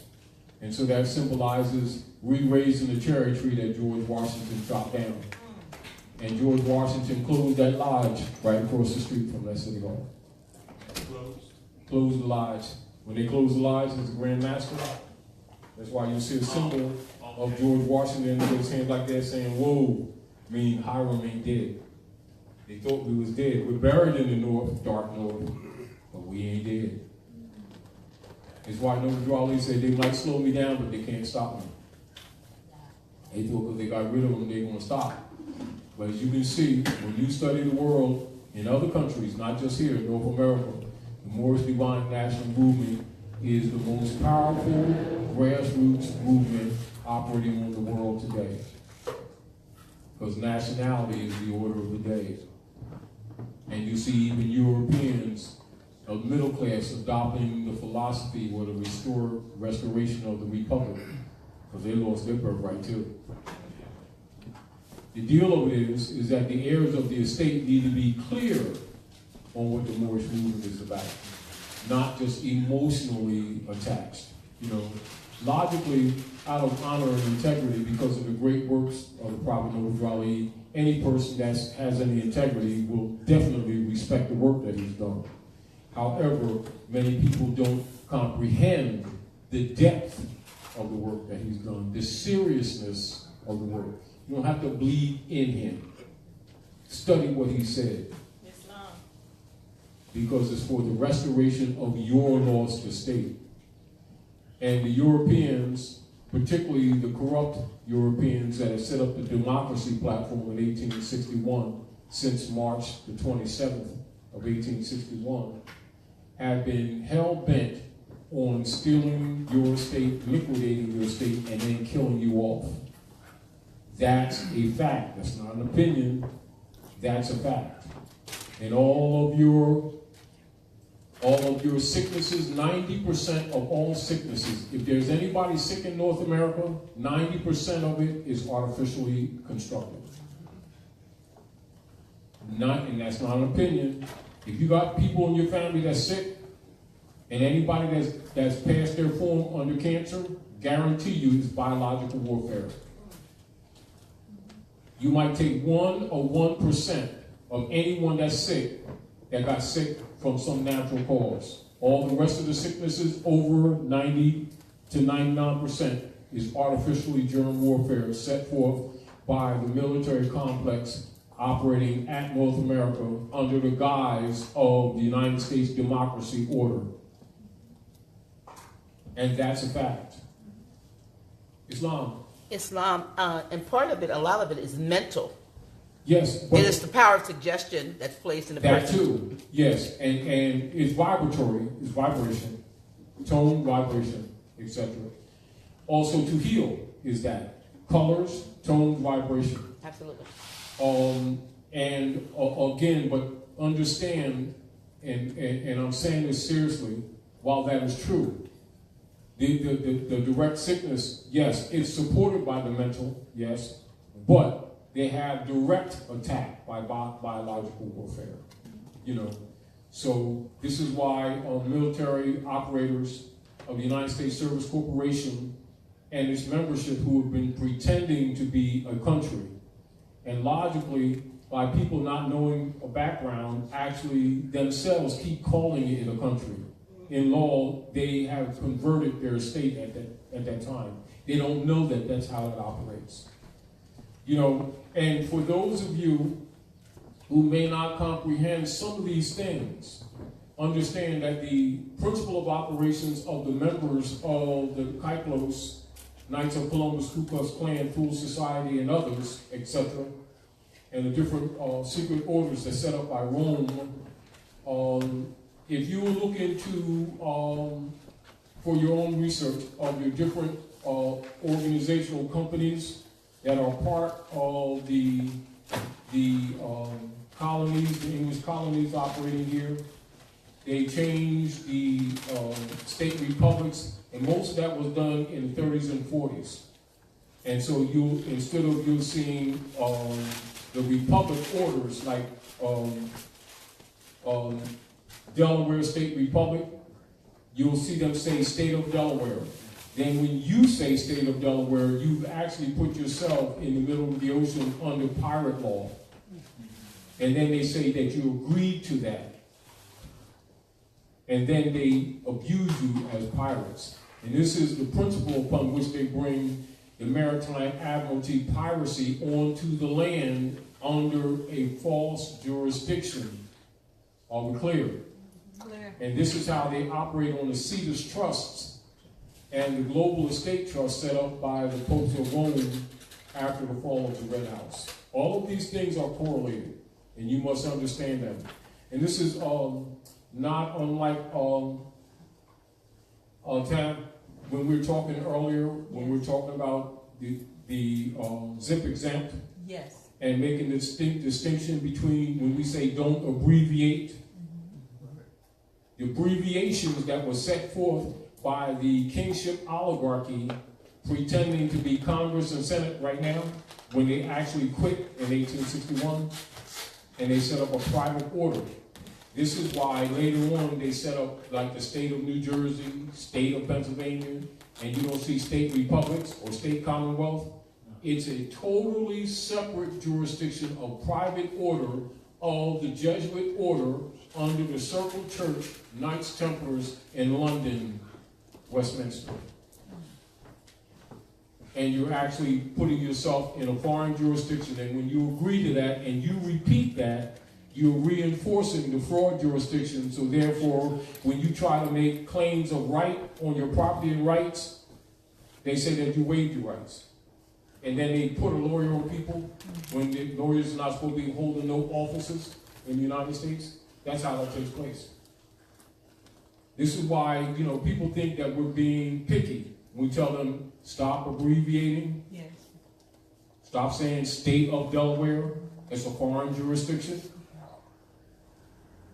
All of this took place, and why Drawley told these people to enforce their Constitution. And what do? They corrupted the language in order to say that you're consenting to your enslavement. Well, do you see what I'm talking about? And so when people say state of Delaware, they think they're talking about the land. They're talking about a private corporation controlled by the Circle Church and the Chancel in Westminster, London. And that's why you see our people are trained to think that they're getting paid when they're not getting paid. They got private commercial paper, and they've been trained from childhood that they got dollars. And they're going into debt. They think that they're generating wealth and they're going into debt. And then they're saying that this is your national debt. Now you see why people are working their butts off and they keep telling you it's a national debt? Who's the national debt against? The nationals. But it's a fraud. Are we clear? It's a total fraud. Now you understand what stealing your birthright is?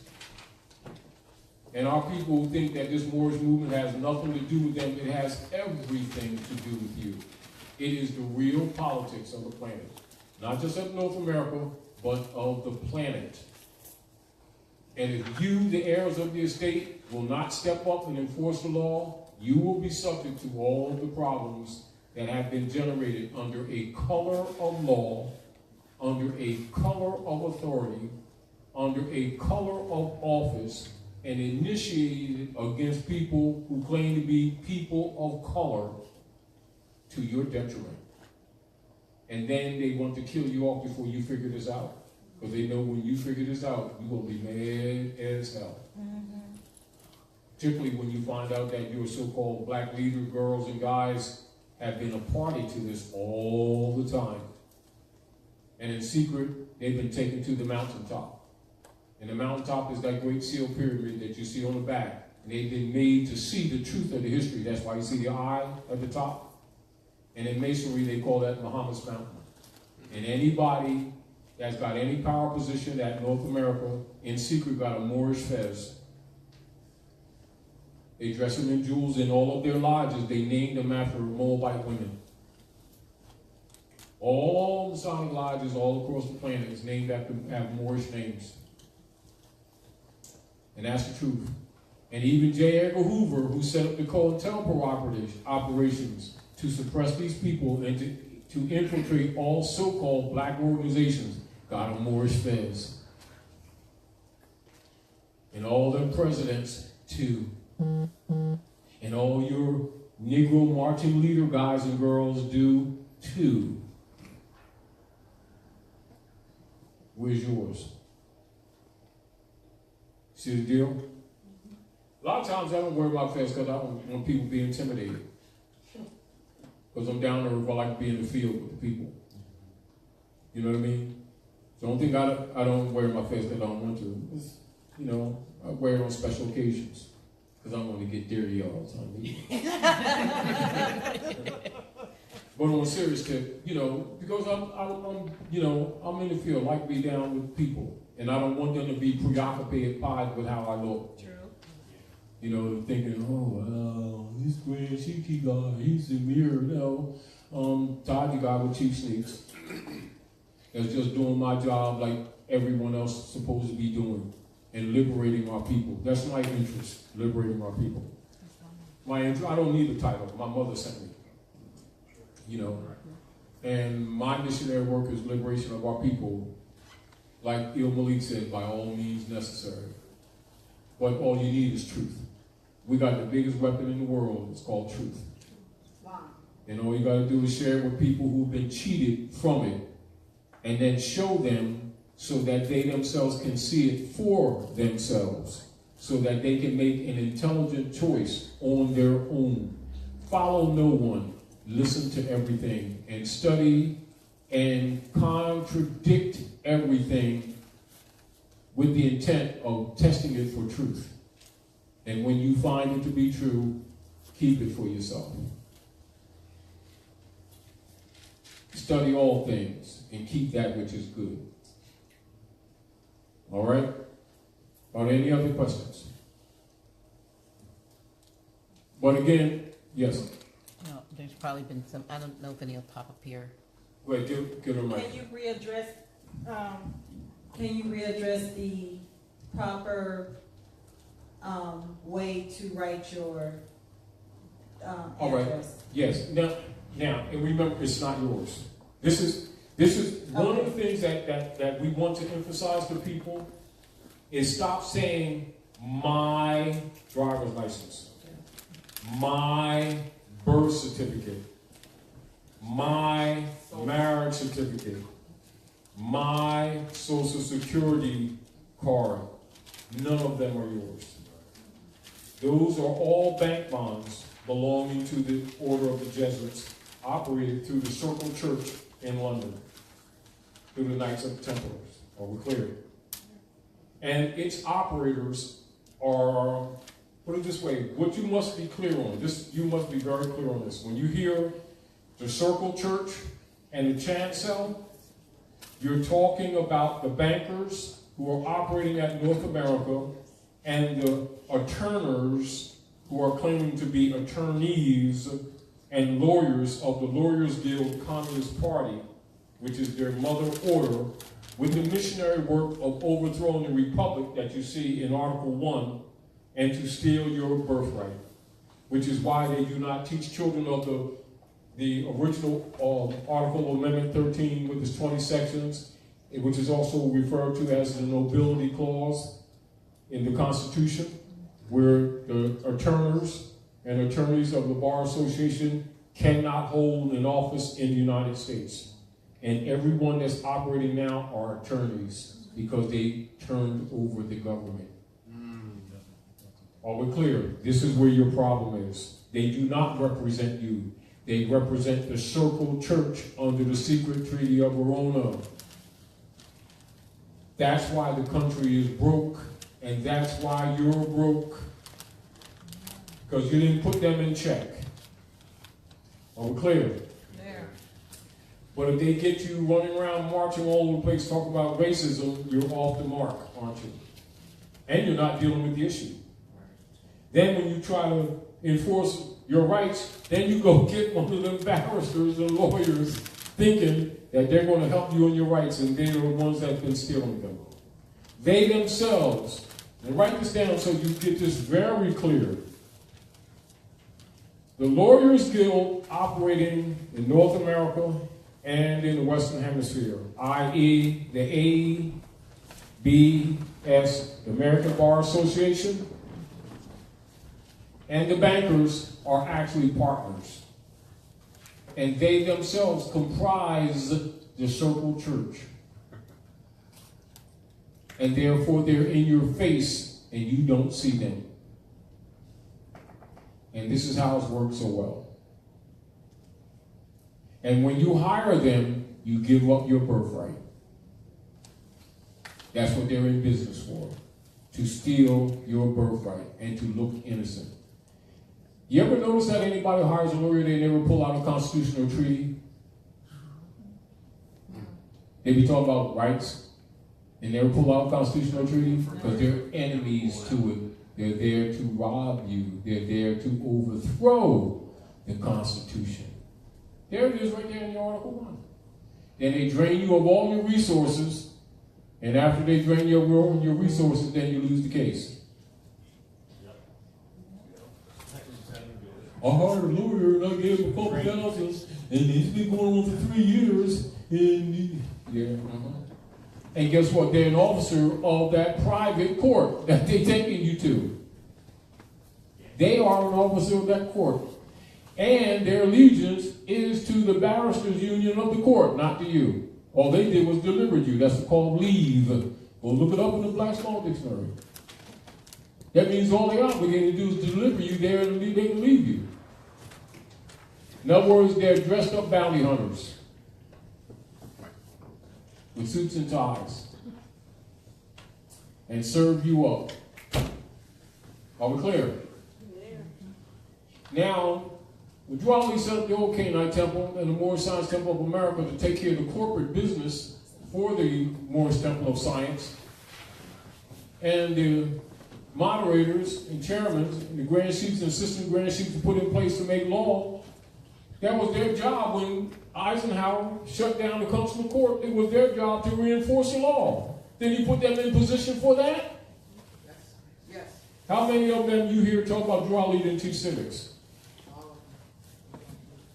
Then you go look at them COINTELPRO operation papers and even the redactions of the FBI files, and I don't have to tell you anything else. Because even with the redactions, the European writes everything. He boasts about his Negro leader guys that he got under control.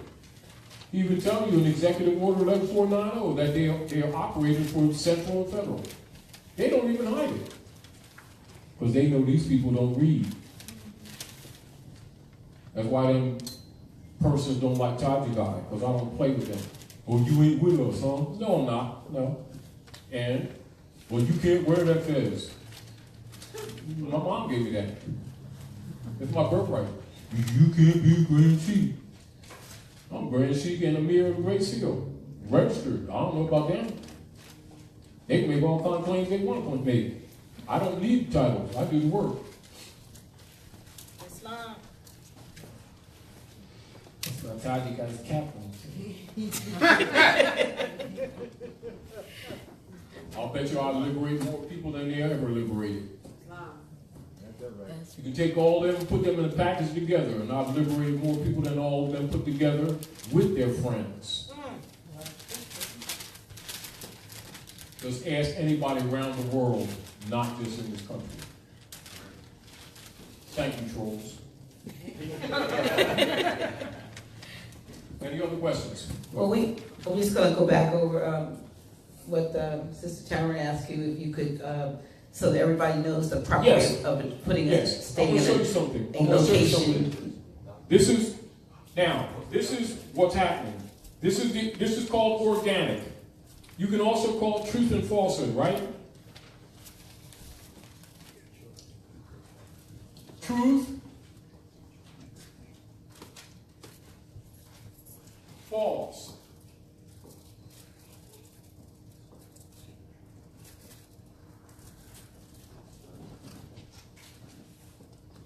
Write this down, y'all.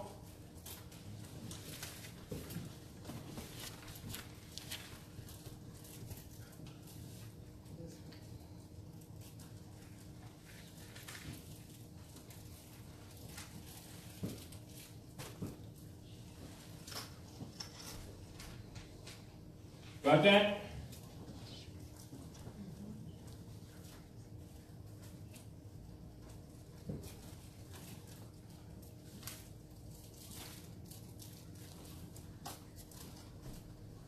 This is in relationship to the operations of government in the Western Hemisphere. Are we clear? It doesn't mean that these are false words. These are false platforms or imposters. Are we clear?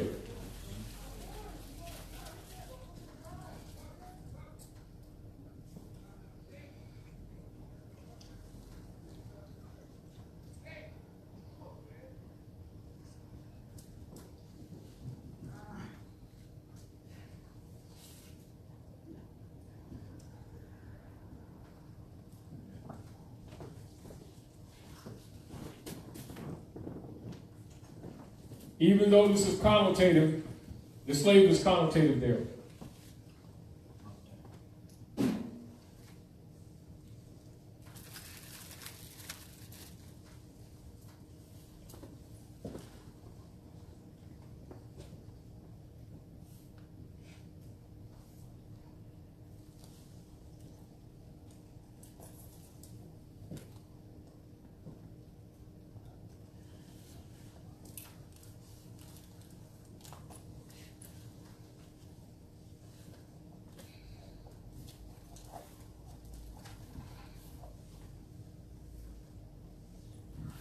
Excuse me, a little print here. That's for sale by license.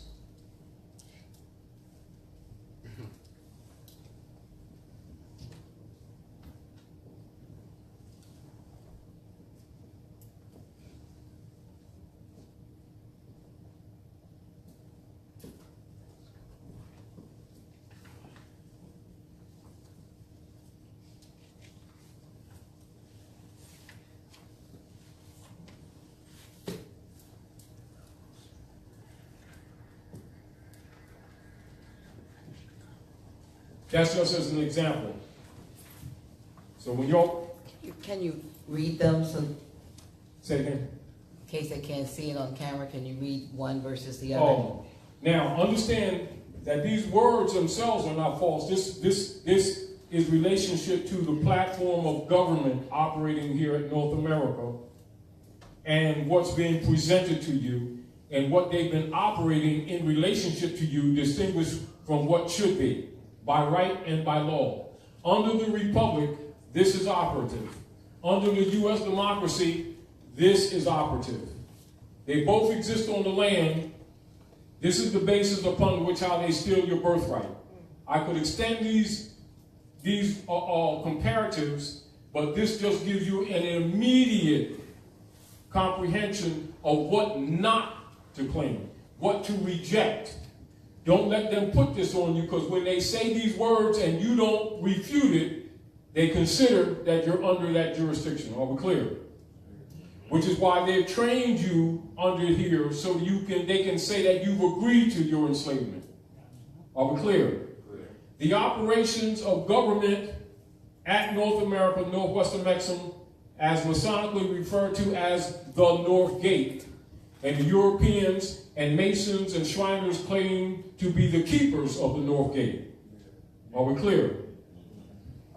And they're controlling your estate. Are we clear? Now, the overthrow of the Republic is what took place with the coup d'etat of the Congress at March the 27th of 1861, and then the later assassination of Lincoln and the overthrowing of the Freedmen's Bureau and the denial of you of your rights to your land. This is also why we never got the 40 acres and a mule too. Are we clear? So they set up a political platform for those operations. That platform is called the U.S. democracy. This began in 1861. Are we clear? So they want you blind to this, and they want you to embrace this. Are we clear? So when they educate you and your children, they will educate you in this platform and do everything to keep you away from this platform. Are we clear? Give sister a mic. Give sister a mic. I have a question in regards. Get directly in the mic, please. I have a question in regards to the side that's on the false. What happens with those who do like real estate and things like that? Say it be clear. What happens to those who do like real estate and stuff like that? Realtors? Who do Yeah, real estate? Who do real estate? Same thing. You don't own property here. Right. You cannot own property under feudal law. You can only own property under allodial law. So they're not supposed to do that. Exactly. Now, in your congressional records, which I want to show you something here. I want to show you this. Hold on.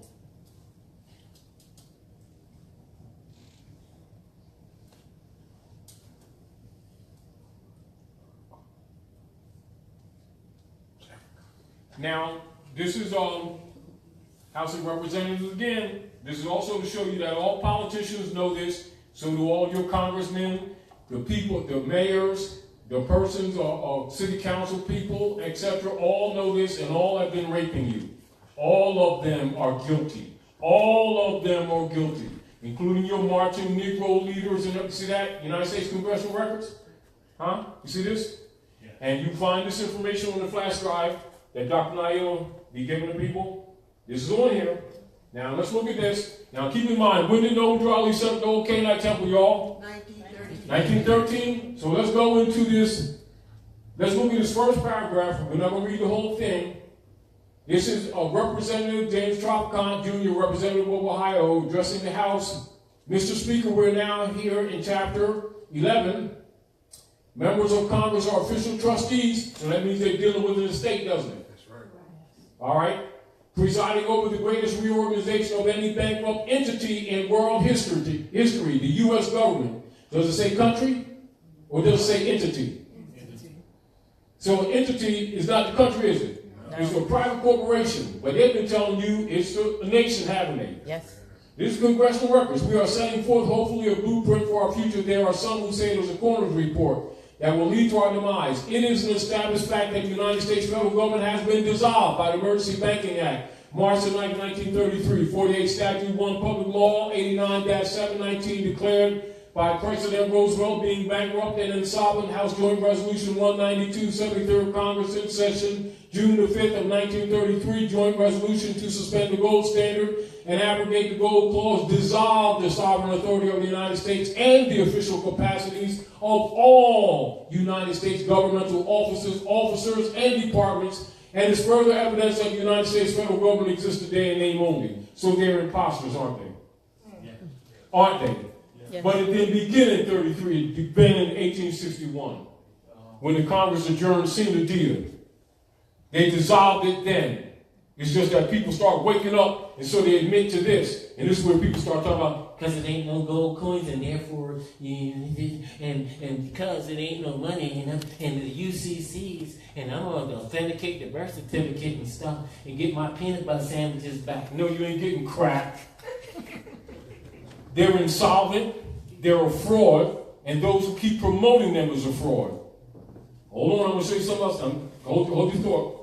Because I want to satisfy her answer, her question, because I want her to know this. Now remember, Raleigh set up the old Canaanite temple when?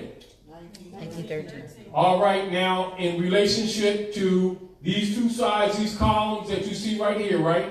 Let's look like this. Let's read this together, y'all. Prior to 1913. When did Raleigh set up the old Canaanite temple? 1913. Oh, so that means Before. somebody was trying to counter him, wasn't he? But if you don't know history and law or civics, and no one showed you this, you're walking around busting your butt under a mortgage and a deed and thinking you own when you was really sharecropping. And got a degree on the wall talking about you educated. Prior to 1913, so that means before 1913, most Americans own clear allodial title. You see that? Allodial title, write that down. You see this right here? That ain't this, is it? How come they ain't teaching people about allodial title? How come people ain't even familiar with that term? Not too many decades ago. But it ain't talked about in language no more, is it? No. Why? They don't want you to know that. They don't want you to know the comparisons. They want you to believe this. And that's what they've been operating on you. And then to keep you busy, they have Negro leaders and black guys talking about civil rights. And let us pray and keep hope alive. And one of these days, and in secret, they got a fast. Nice, comfortable job, too. And got you marching all over the place on your own land, making you think you came from someplace else. Hold on, now look at this. Prior to 1913, most Americans owned clear allodial title to property, free and clear of any liens or mortgages. So before 1913, these liens and mortgages didn't exist at North America.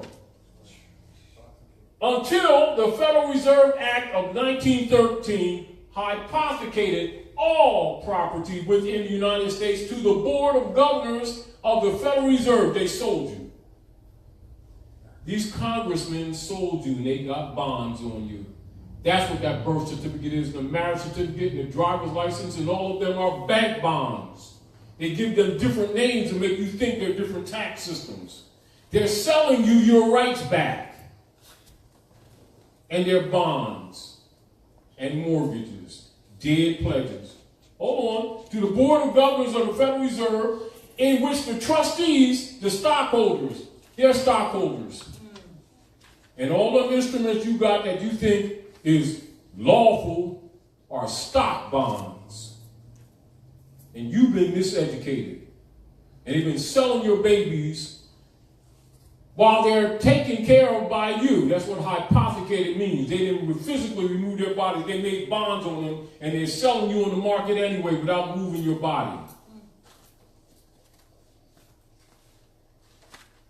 So hypothecated all property within the United States to the Board of Governors of the Federal Reserve, in which the trustees, stockholders held legal title. The U.S. citizen, tenant, and franchisee, you're a tenant, renting, sharecropping, thinking you own it, was registered as a beneficiary of the trust. That's that Cedars trust they set up. Via his or her birth certificate.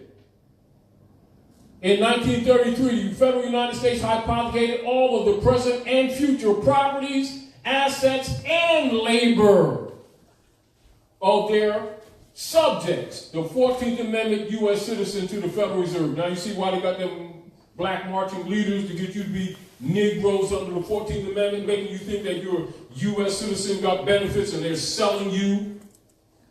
And look innocent, don't they? Because they say Jesus. And we've been believing them, haven't we? In the name of the Lords of London. Face reality. Unplug from this false matrix. Declare your nationality. Right, get in the mic. Well, see, the reason why I said that is because I kind of fall up under that guidelines. I'm not actually I'm the tenant, but I've taken on investments in those areas. So the reason why I had to ask that question is because I'm at a crossroads because I'm doing a lot of things on the opposite side. Yeah. When in regards to our nationality, I should be on this side. You need to know. So see, because anything, in regards to how do I, this is how they do it. Study. This is why we're studying. See, because what happens when you open your mouth, and if your language is contradictory, your argument is dismissed. Well, that's understood. That's the reason why I'm here, so that I could get the necessary knowledge and doing what I do. But I want to do it in a way where I'm going to help to our community. Yes, which is why we're doing what we're doing. The ignorance that I've been in regards to falling into the guidelines of the puppet, should I say. All right, this is what happens. This is what the public and the private means. Although it took place in 1861, in fact, when they talk about this Congressional Record, House Joint Resolution 192, 73rd Congress,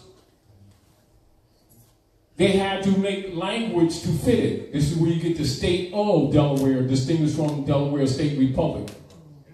Any instrument that they give you, say in the state of Delaware registry, etc., your children, they're stock. Any claim that you make to the contrary don't count. If you're transacting business with Jones Johnson, Freddie Jones, it's state property, and it doesn't matter your labor, the house, everything, your children, whatever you try to claim, you have no inheritance whatsoever. Now, it's not because we say so. We're showing you the record. But to show you that people know this, they never did not know this. It was never a time that any politician didn't know this. It was never a time that any mayor didn't know this. It was never any time that any councilman or councilwoman didn't know this. It wasn't any other time that these black leaders that are paid by them with their 501c3 operators, budgets, etc., agreements, pretending to be religious, didn't know this. Their whole missionary work is to keep you from finding this out. Are we clear? But you know what? Get the A lot mic, of please. what you're speaking of is in Scripture. If one can understand the Scriptures. And Yeah. That's another reason of why I felt as though I needed to be unplugged from the matrix, and everything that I'm following or over the years have been following, I haven't actually had that option to do so in full. Yeah. So as I was speaking to, I think it was Sister Dr. Naila, yeah. I was speaking to her in regards to, in a roundabout way, that my journey has led me up to this point. Because about 7 years ago, I was sick. And I invested in real estate and wholesaling and many different other things. And then I ran into a crossroads just recently. And I'm just like, okay, if I hear the preachers, I hear what they're saying, but something doesn't add up. Of course you know. In your heart you know. In your heart. I've been known for a very long time. I just didn't have the other part to be able Now to you see why they foam at the mouth and run all around, getting people emotionally charged and calling it spirituality. But see, that's the thing. I've never been with them. Yeah, I'm just saying, we're talking about how they operate with the people. They're trained in hypnosis and using sounds and tones to get the people riled up, and they call it spirituality. Well, you give them reverence, Article 3, to the secret treaty of Rome and say, what do you have to say about this? And watch them get the membership to ostracize you and throw you out that church.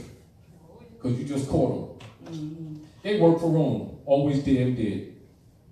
Problem is, people just don't believe it. It's almost like our people need to be kicked with two shoes in both asses to believe that grass is grass.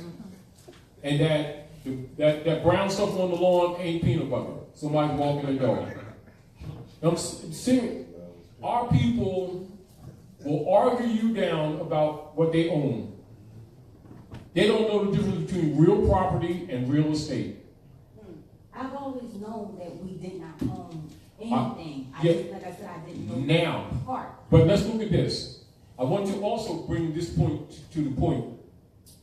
When they converted your rights or hypothecated, so write that down, get used to that. Hypothecated all your rights, they hypothecated your estate. Are we clear? This is where the public and the private argument comes in. Also, when you read this, you're going to see that they set up a double stock trust and then disallowed anyone else to do it. So they're stepping on the public and the private side, and then when you find out the trap and you try to get into private thinking that you ain't public, you're disallowed. That's why it doesn't work. Well, actually, when You know what? They got a criminal cabal operating as government. Then people go to them and file papers trying to claim to be the grantor to their own estate and the straw man. Then they got a bunch of people selling them packages for the Cedars Trust, and they've been buying it, and it's been buying them time. When what you need to do is clear your nationality and clear your lost estate. You can't sell it. It's unalienable. You can't take an unalienable right and then put a lien on it. And if you got to apply, that's a lien. If you got to file 59 papers, that's a lien. You can't pay a pirate for what a pirate stole from you. Do you understand? I got you, Julie. Your brother here, and then yourself. Pass him the mic, sis. But I want you to understand, when you're looking at this in the hypothecation of your estate, this is where the public and private argument come in. So when people start talking about private and public, it ain't an issue of grantor. It's an issue of an heirship. You see? And so they've been using your estate to back their bonds since the Civil War, which wasn't a civil war. It was a commercial war. And there's never been a treaty set up to end the Civil War. That's what Trump is dealing with right now, with the treasonous operators on the platform claiming to be congressmen and senators on both sides of the aisle. And so people who don't understand this politics looking at Trump like he's out to lunch and he's trying to fix this thing. He don't have to be the greatest guy, but he's trying to fix this thing. That's why they tried to assassinate him 7 times already. Because he's trying to restore the republic. Because ain't nobody on this planet, the Chinese, who's carrying most of the debt for the United States corporation, they've been operating on Chinese gold for the last 100 years. They've been given breaks, and they were given finance before, and they were supposed to help develop Africa, etc., with Chinese gold, and they reneged. And set up the euro, too, with Chinese gold. So you got to know the real politics here. United States Treasury hasn't existed since the 20s. They've been selling bonds against us, the heirs of this estate, around the world, UST bonds. That's the foundation of Wall Street. And we trying to be black, which makes us non-heritable. And all of even the labor is hypothecated. Did Taji make this up? No. Yeah, well, Roundtable made this up. Taji told these people, getting these people in trouble. No. It's exposing them and exposing their Negro leaders that have been misleading our people, marching them all over the place, and taking finance from them with black organizations that actually steals their estate. That's why they don't like this information. So they want to disqualify him. You talking about him making that stuff up, creating a bunch of confusion and stuff.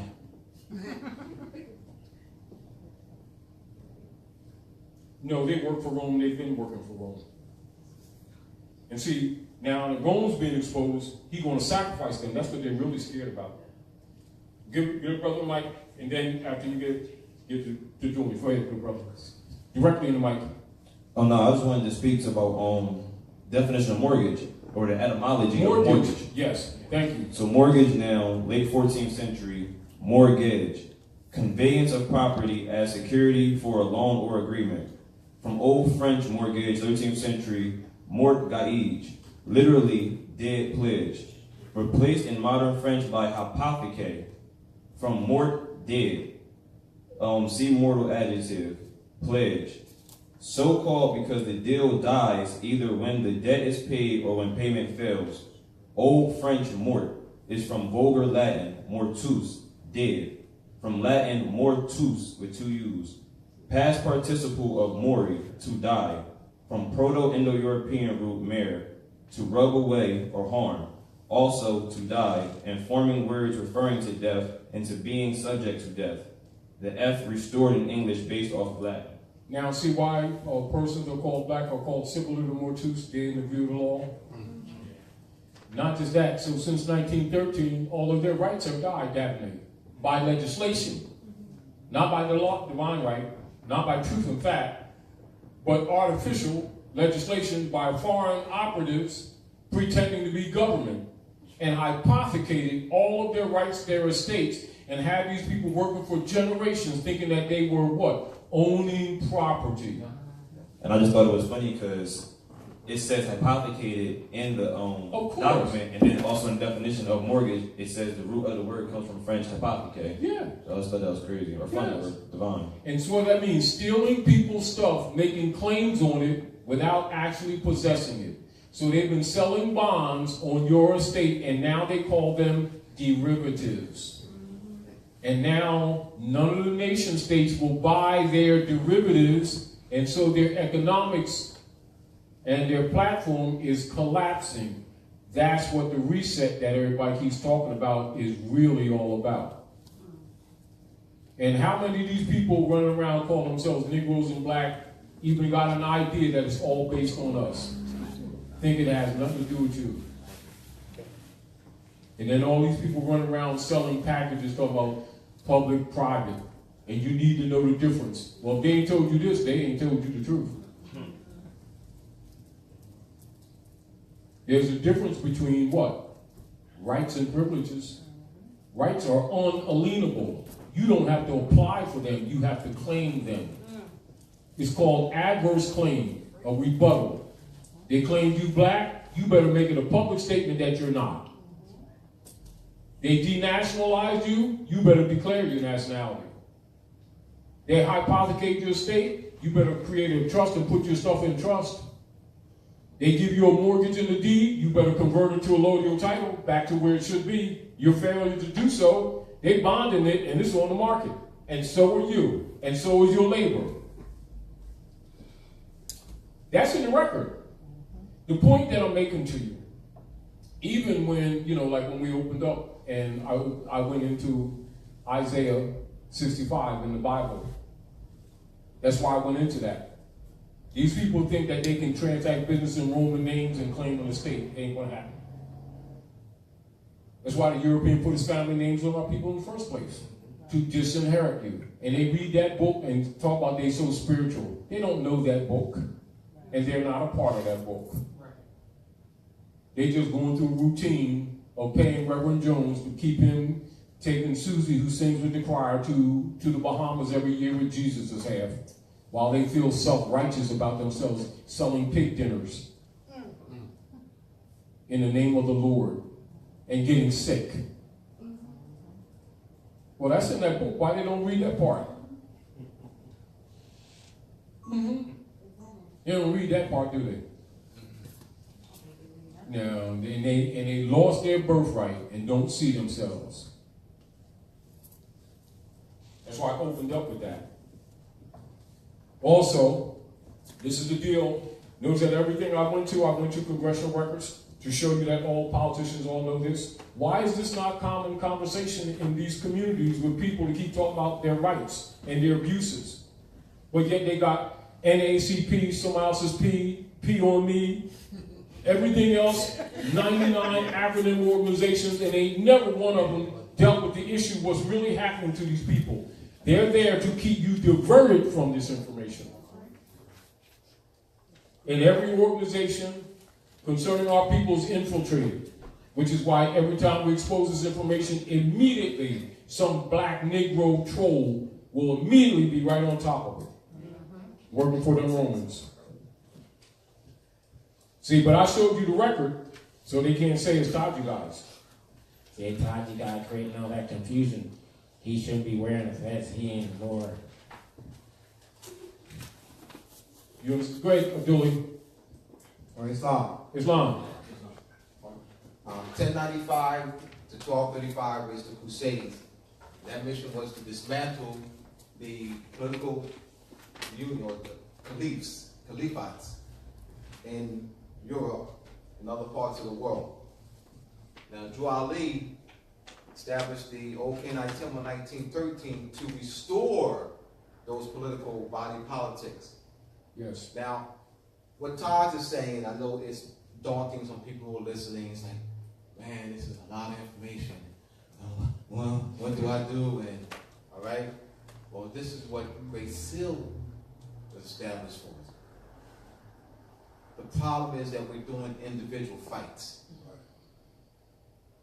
It's individual fights. What's the brother's name again? Please. Shiek. Chalet Moore. Thank you. I'm going to be working with him. I'm going to be putting out 50,000 copies of issue. I'm going to be issuing my newspaper, Masonic Gate, and put out issues for 2 years because I was working on the books. I'll be putting out 50,000 copies per issue. The next issue coming out in 4 months, only because I have another book coming out in 4 months, so I had to wait to finish that. And I already spoken to him. All right, I have distribution set up all over. I have distribution set up all over the country, and so we're going to be writing all a series of articles on our progress in reestablishing the consular courts. So they're going to have a venue. We're going to have papers in European neighborhoods, not just in our neighborhoods. All right? We're not just going to deal with just our people. We're going to deal with Europeans too. All right? So educating them as to what we're doing as to what this Moorish movement is about. I want to be writing an open letter with the 5th issue that'll come out in the summer. Open letter to the director of the National Constitution Center recommending that he put an exhibit honoring the Treaty of Peace and Friendship in the Constitution Center. So we're looking at doing some serious things, big things, and we have to get out of this individual fight thing. Yeah. What happens is, I've been involved so long, I've seen thousands of people, not hundreds, thousands of people come and go. And I've been analyzing the dynamics of why. Yes. There's strength in numbers. All right? And we have to address the nationality issue, nationality card issue, where you go to the post office, somebody gets nationalized today. For example. They go to the post office, show their nationality card, no problem. They don't have to file writs, all this, individual fights again.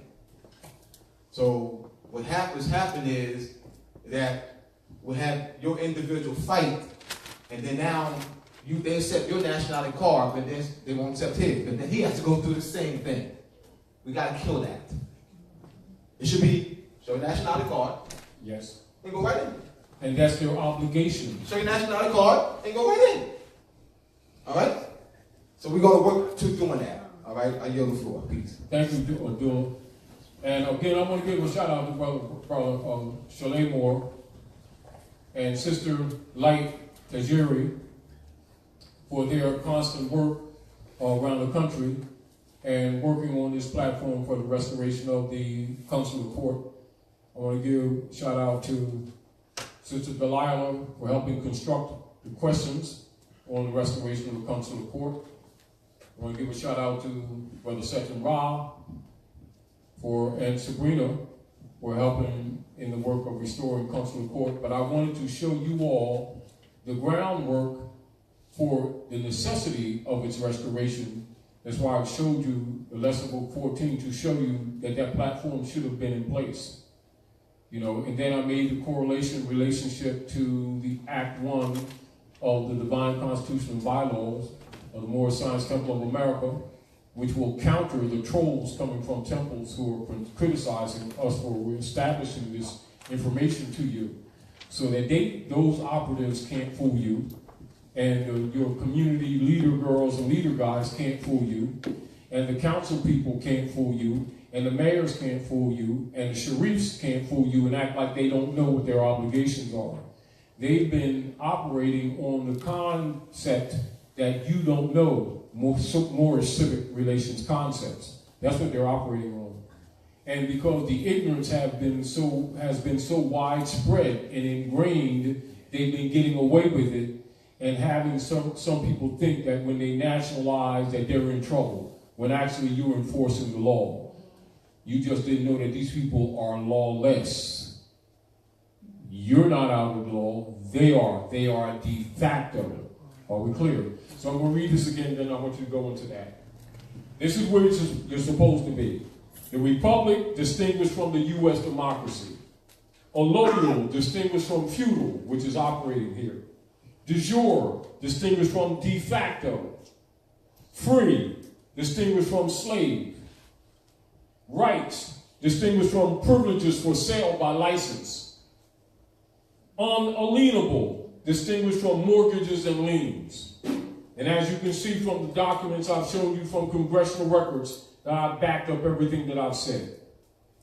And we could go deeper than that. But the trolls that they pay can't refute this, can they? Neither can the politicians. And the fact that you haven't been taught this should tell you everything. The fact that they never get on this subject matter when you have problems should tell you everything. That they've been consciously doing this stuff to you. And they're not ignorant of it. They're counting on you, trying to battle with them as individual units, trying to convince them when it's really you and your family members that need to be convinced. The world already knows this. You didn't. Get over yourselves and grow up. And take your places amongst the affairs of men, like the prophet said. It's just that we're in trouble now on a large scale, and people trying to crash course learn this information that should have been within them 70 or 80 years ago. Yes. You've been betrayed by people on your side, and logically the Europeans who've been taking advantage of you, logically is not going to teach you. Not that it's their responsibility. It's the responsibility of your own family members. Just like it's a Chinese obligation to teach their children that they're Chinese, they're not light-skinned yellow guys. And if they go around the world talking about their light-skinned yellow guys, they'll lose their birthright too. That's not hard for an intelligent person to comprehend. It shouldn't be anyway, but it appears to be quite difficult for our people that insist on claiming to be black people, light-skinned, orange-skinned black people, and don't matter what color you are. The color of law means artificial. We can't emphasize it enough. And so, again, and because the trolls were set out to attack Ras Mariah last week, and RV Bey side, they're just jealous because half of them ain't done no work. And most people can get a better education on RV Bey, publications.com, you understand, than they can get in school. You know, and the critics are just jealous because they ain't produced crap. That's really what it is. You know, but here we go. AA222141, the enforcement of Constitution and treaty law. She can't use that. We're going to take her to court and stuff. I'm going to try it. Islam, as an announcement, we've created House of Reawakening Minds has a directory that we're developing, and it's basically a Moorish directory of skills and interests and so forth. We have forms here that we want to give out for you to, hopefully that you will complete if you want to participate. It'll be a database. But for those who are watching online, we're going to turn it into a fillable, right? It'll be a fillable PDF. Is it a PDF? A fillable PDF that can be emailed to them and that they can send back.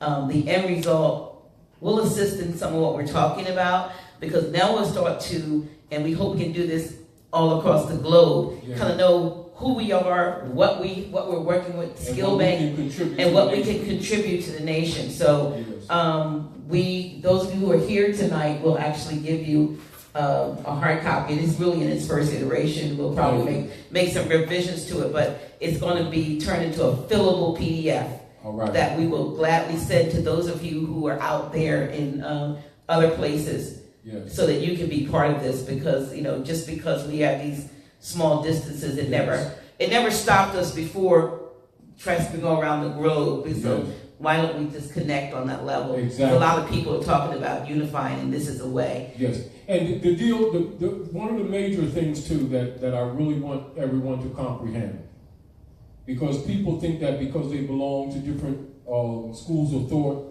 or they're in churches or mosques or synagogues, and they think that therefore this has nothing to do with them. It has everything to do with them. It has nothing to do with your belief systems, except that you didn't understand that you were under mind control. This Moorish movement deals with humanity at large, and particularly the Asiatics of North America who have lost their birthright and didn't know they had an estate. You know, so again, because of training, people think that because they come to the church or go to a mosque or synagogue that the Moorish movement don't relate to them. It absolutely relates to you. Absolutely. Islam.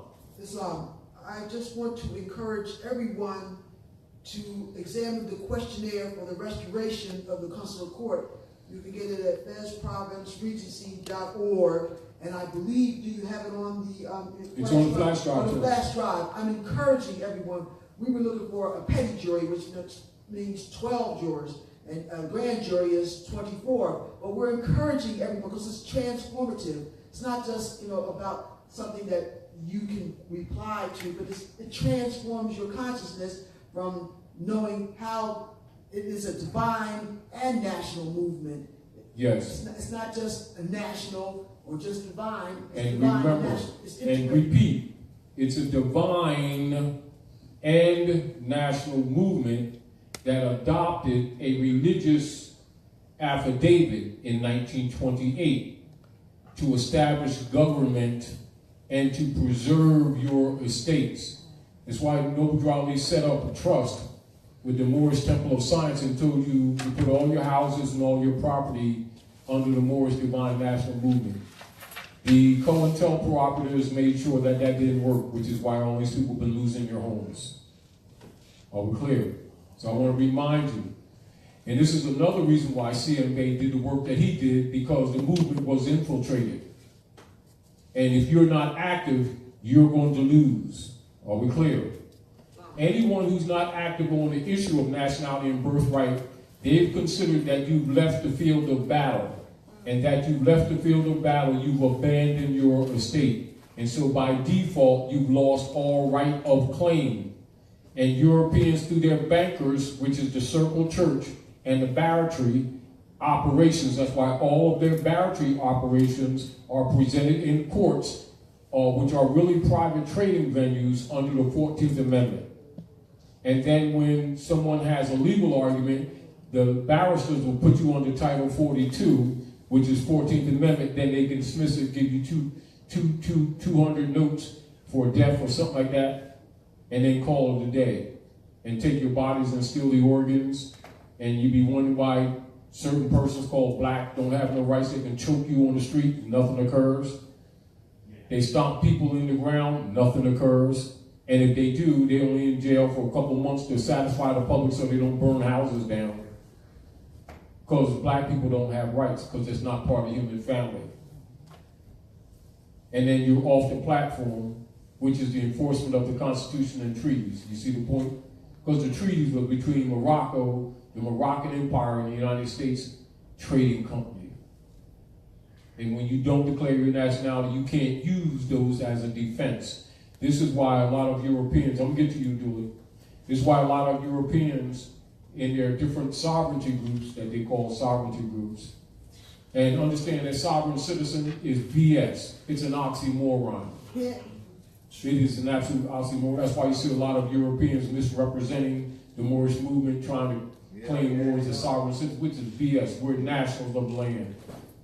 When you have a nationality, sovereignty goes with it. It's not a separate package. Are we clear?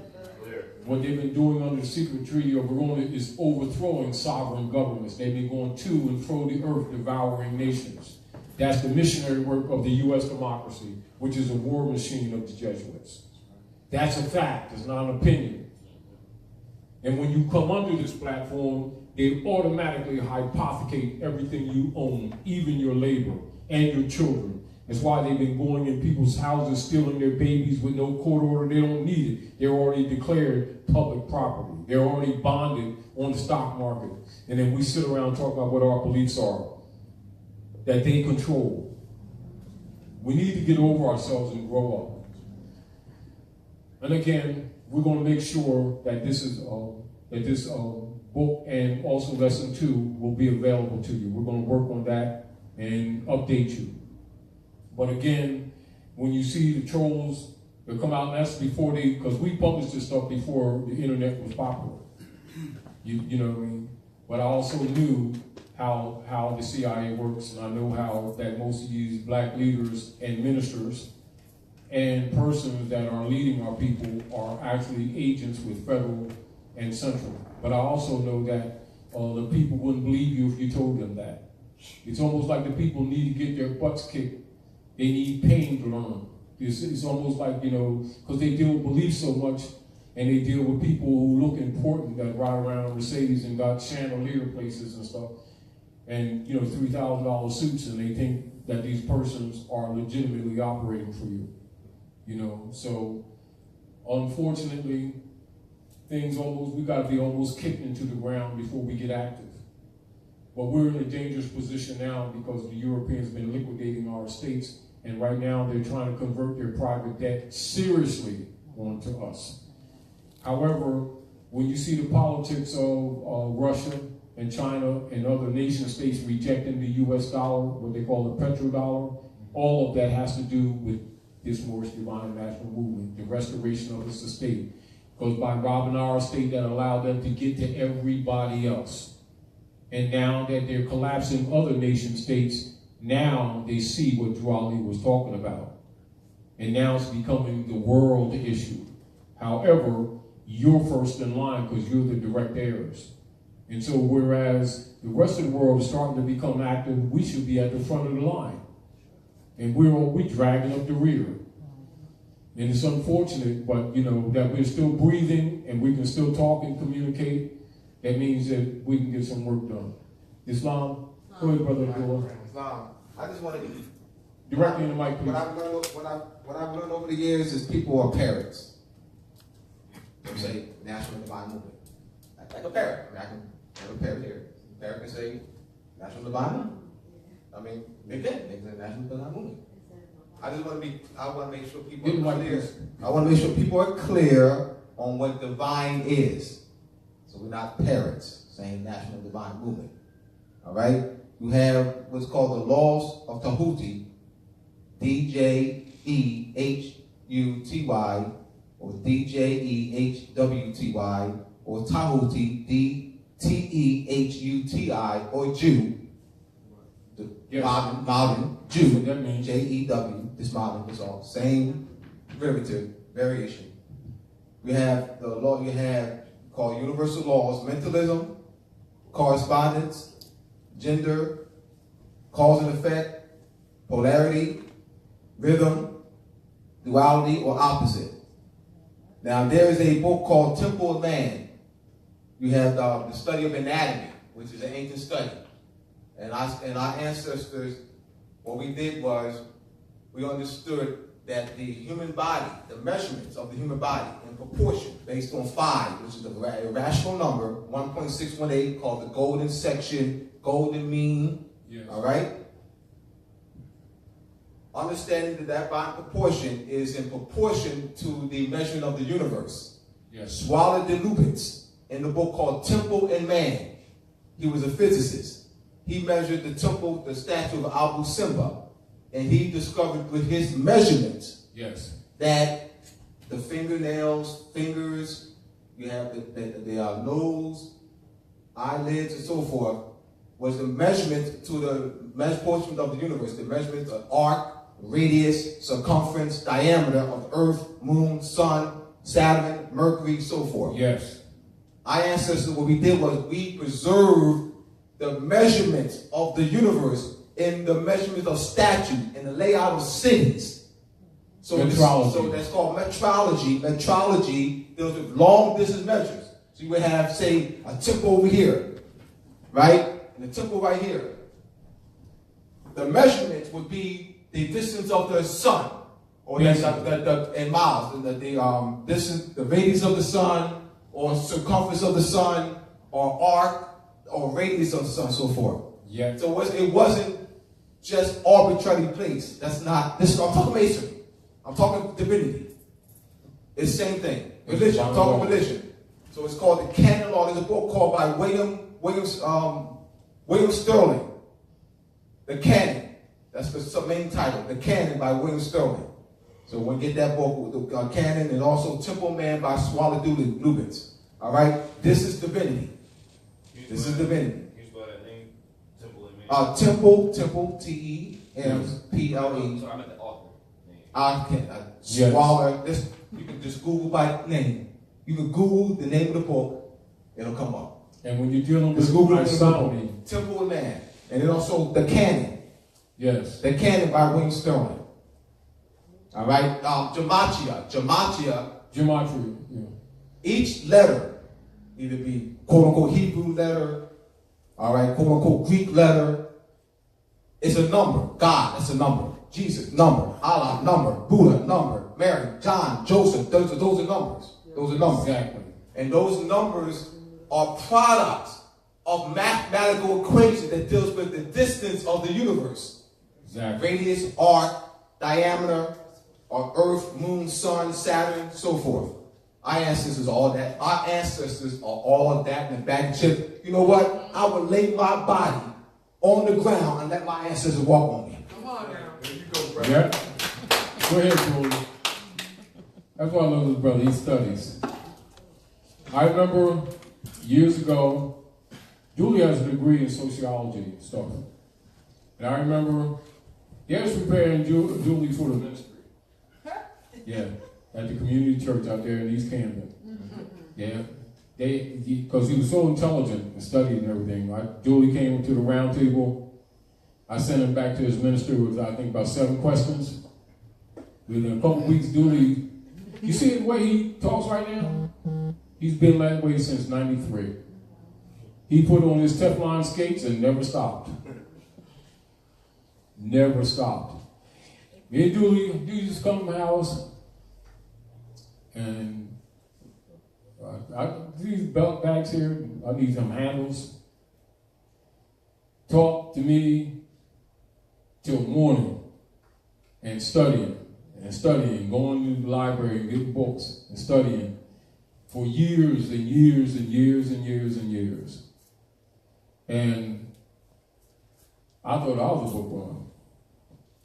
That brother's a bookworm. He works it. And I'm really so appreciative and proud of him because I've known and I've seen and I've watched him develop from the naive, extremely intelligent, naive, being prepared for the ministry, and as soon as he asked poignant questions to their ministers, he shook their foundation. But he could no longer fit. Because now he had substance. And that brother right there, that man right there, you think he's enthusiastic when you see him through his classes? He's been that way since 1993. Yeah. That's right.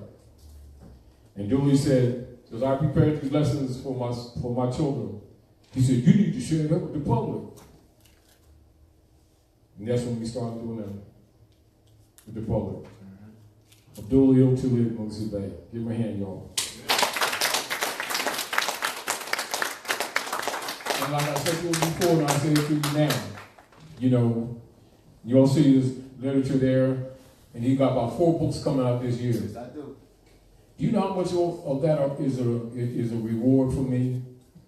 To see him come from the naive, then getting ready to have him help with the mind control of our people. Yeah. And he's taught children, thousands of children in school, Yep. thousands of people around the country. He's been and made contacts with Masonic orders all around the country and woke them up. They thought they had degrees till he walked in. Oh yeah, I'm serious. I'm talking about people who are masters and potentates of lodges, and Julie walked in there and smashed their degrees by telling them what they got and then took them higher. Again, give Julie a hand.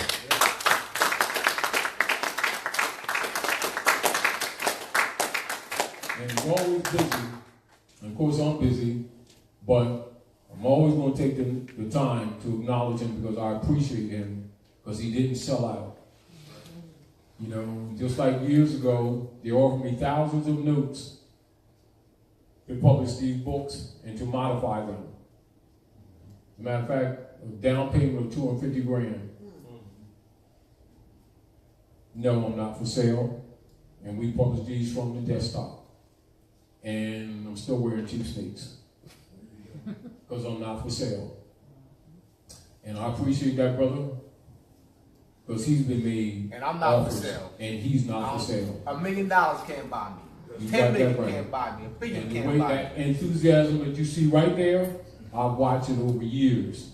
I watched the little babies come, and I watched them when he had a little girl, Tamsin.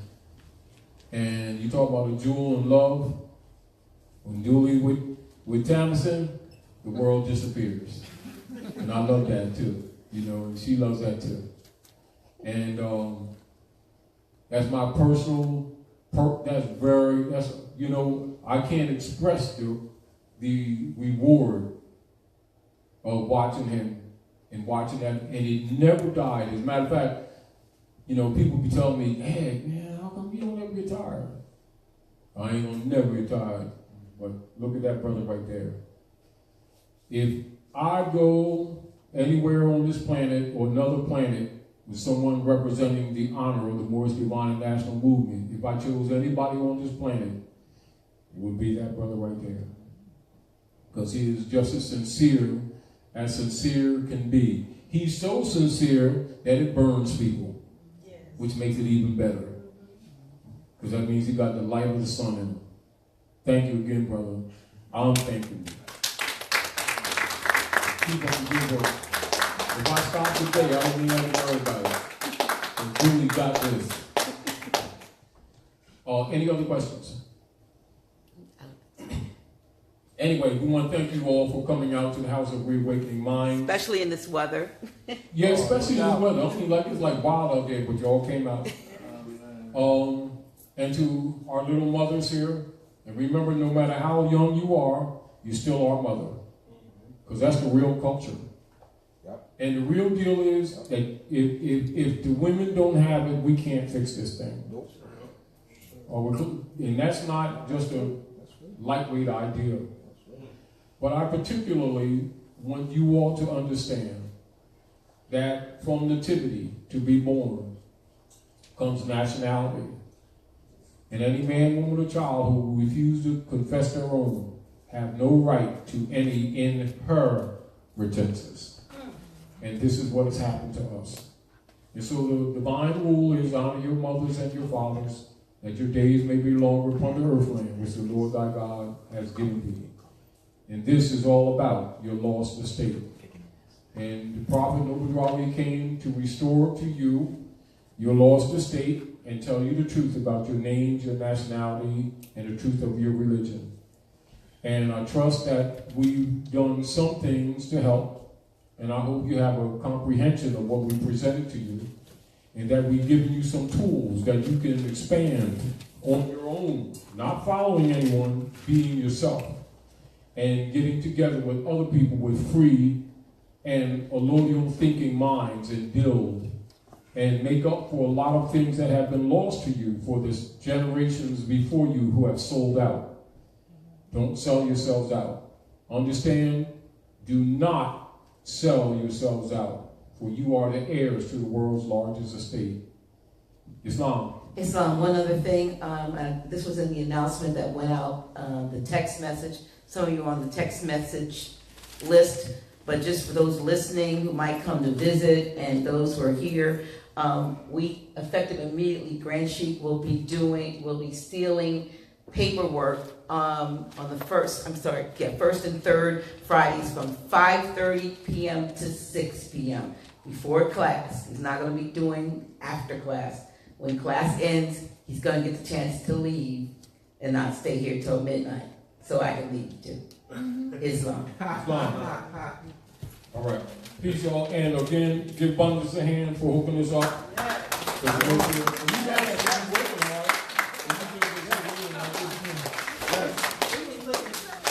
She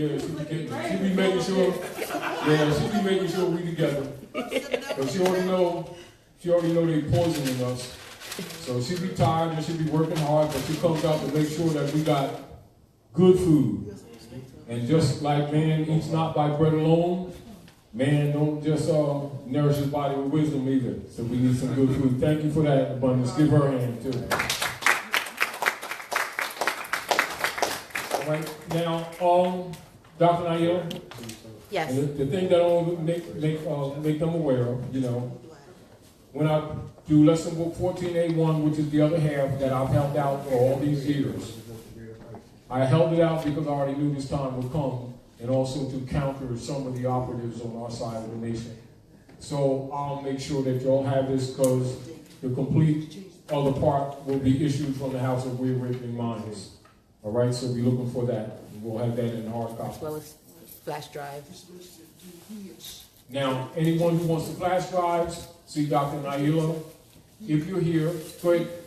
Get on the mic. You will be taking some. Yeah, I'm going to take some to Kentucky, Lower Egypt with me. Okay. Yes. Also, I want Brother Abdullah. Man, God sends greetings to all the Moors down here and to the south. And I did an Edamon degree in a private gate school in Queens the other day with children, and we took the American Heritage Dictionary on English language up there, and the Webster's Dictionary in 1838, you know, the early dictionary, to show them, you know, the truth of American, etc. We were received well, and I'm sure that many of the teachers and the principal, they were re-inspired, and the children did a lot of good work up there. And I trust in the future I'll be back up there again, making sure they advance in their knowledge. But again, I wanted to thank little sisters for coming out with Mom. Go ahead, give them a hand, y'all.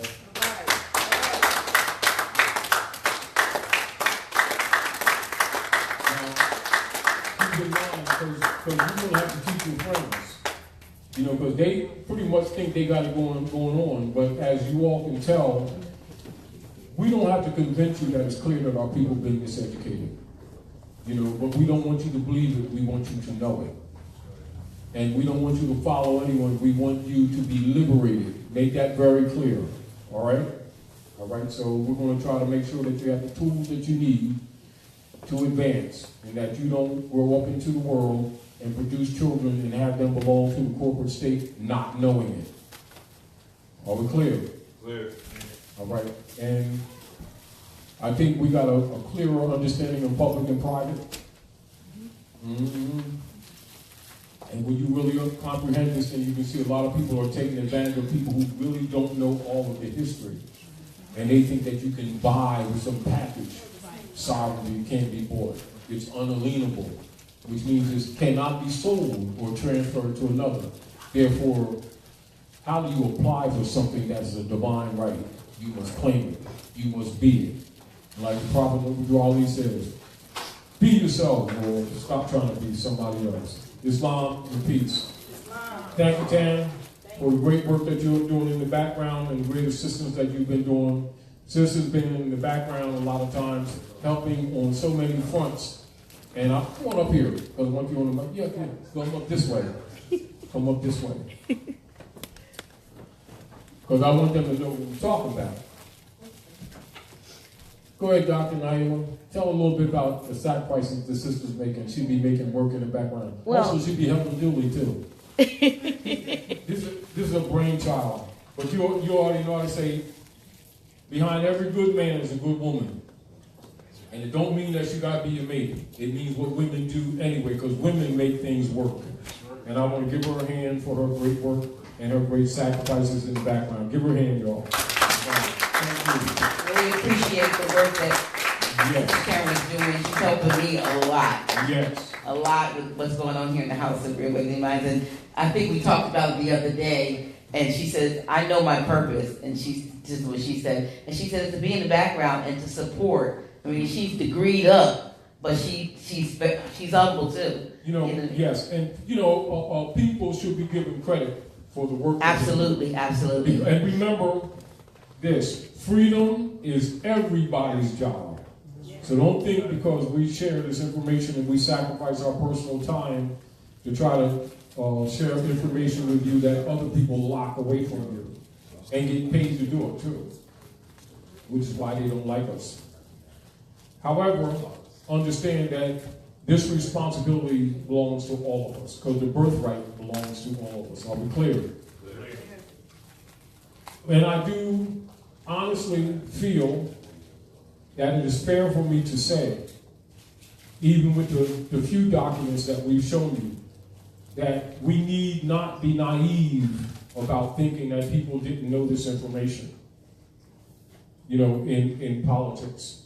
Any level of politics. Any level of politics. And logically, any of their black leaders that they send into communities pumping that black thing is to remove you off this platform so they could do these things to you and not be in violation of international law. Are we clear?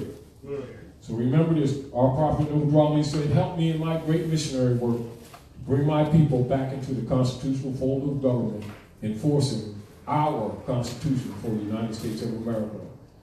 Have a good night. And I want to also thank my cousin Dre. Dre Stempleman. He's been studying for a minute, and recently we ran into each other when I had to do a lecture at Nichols Bookstore in Brooklyn. And at first, and then when he started telling me about his grandfather, I said, yes, because you're my cousin. When every brother comes, he always try to make sure that we're all right. But I want to say this. It is people, like with the spirit that he has in, the enthusiasm for truth and honor.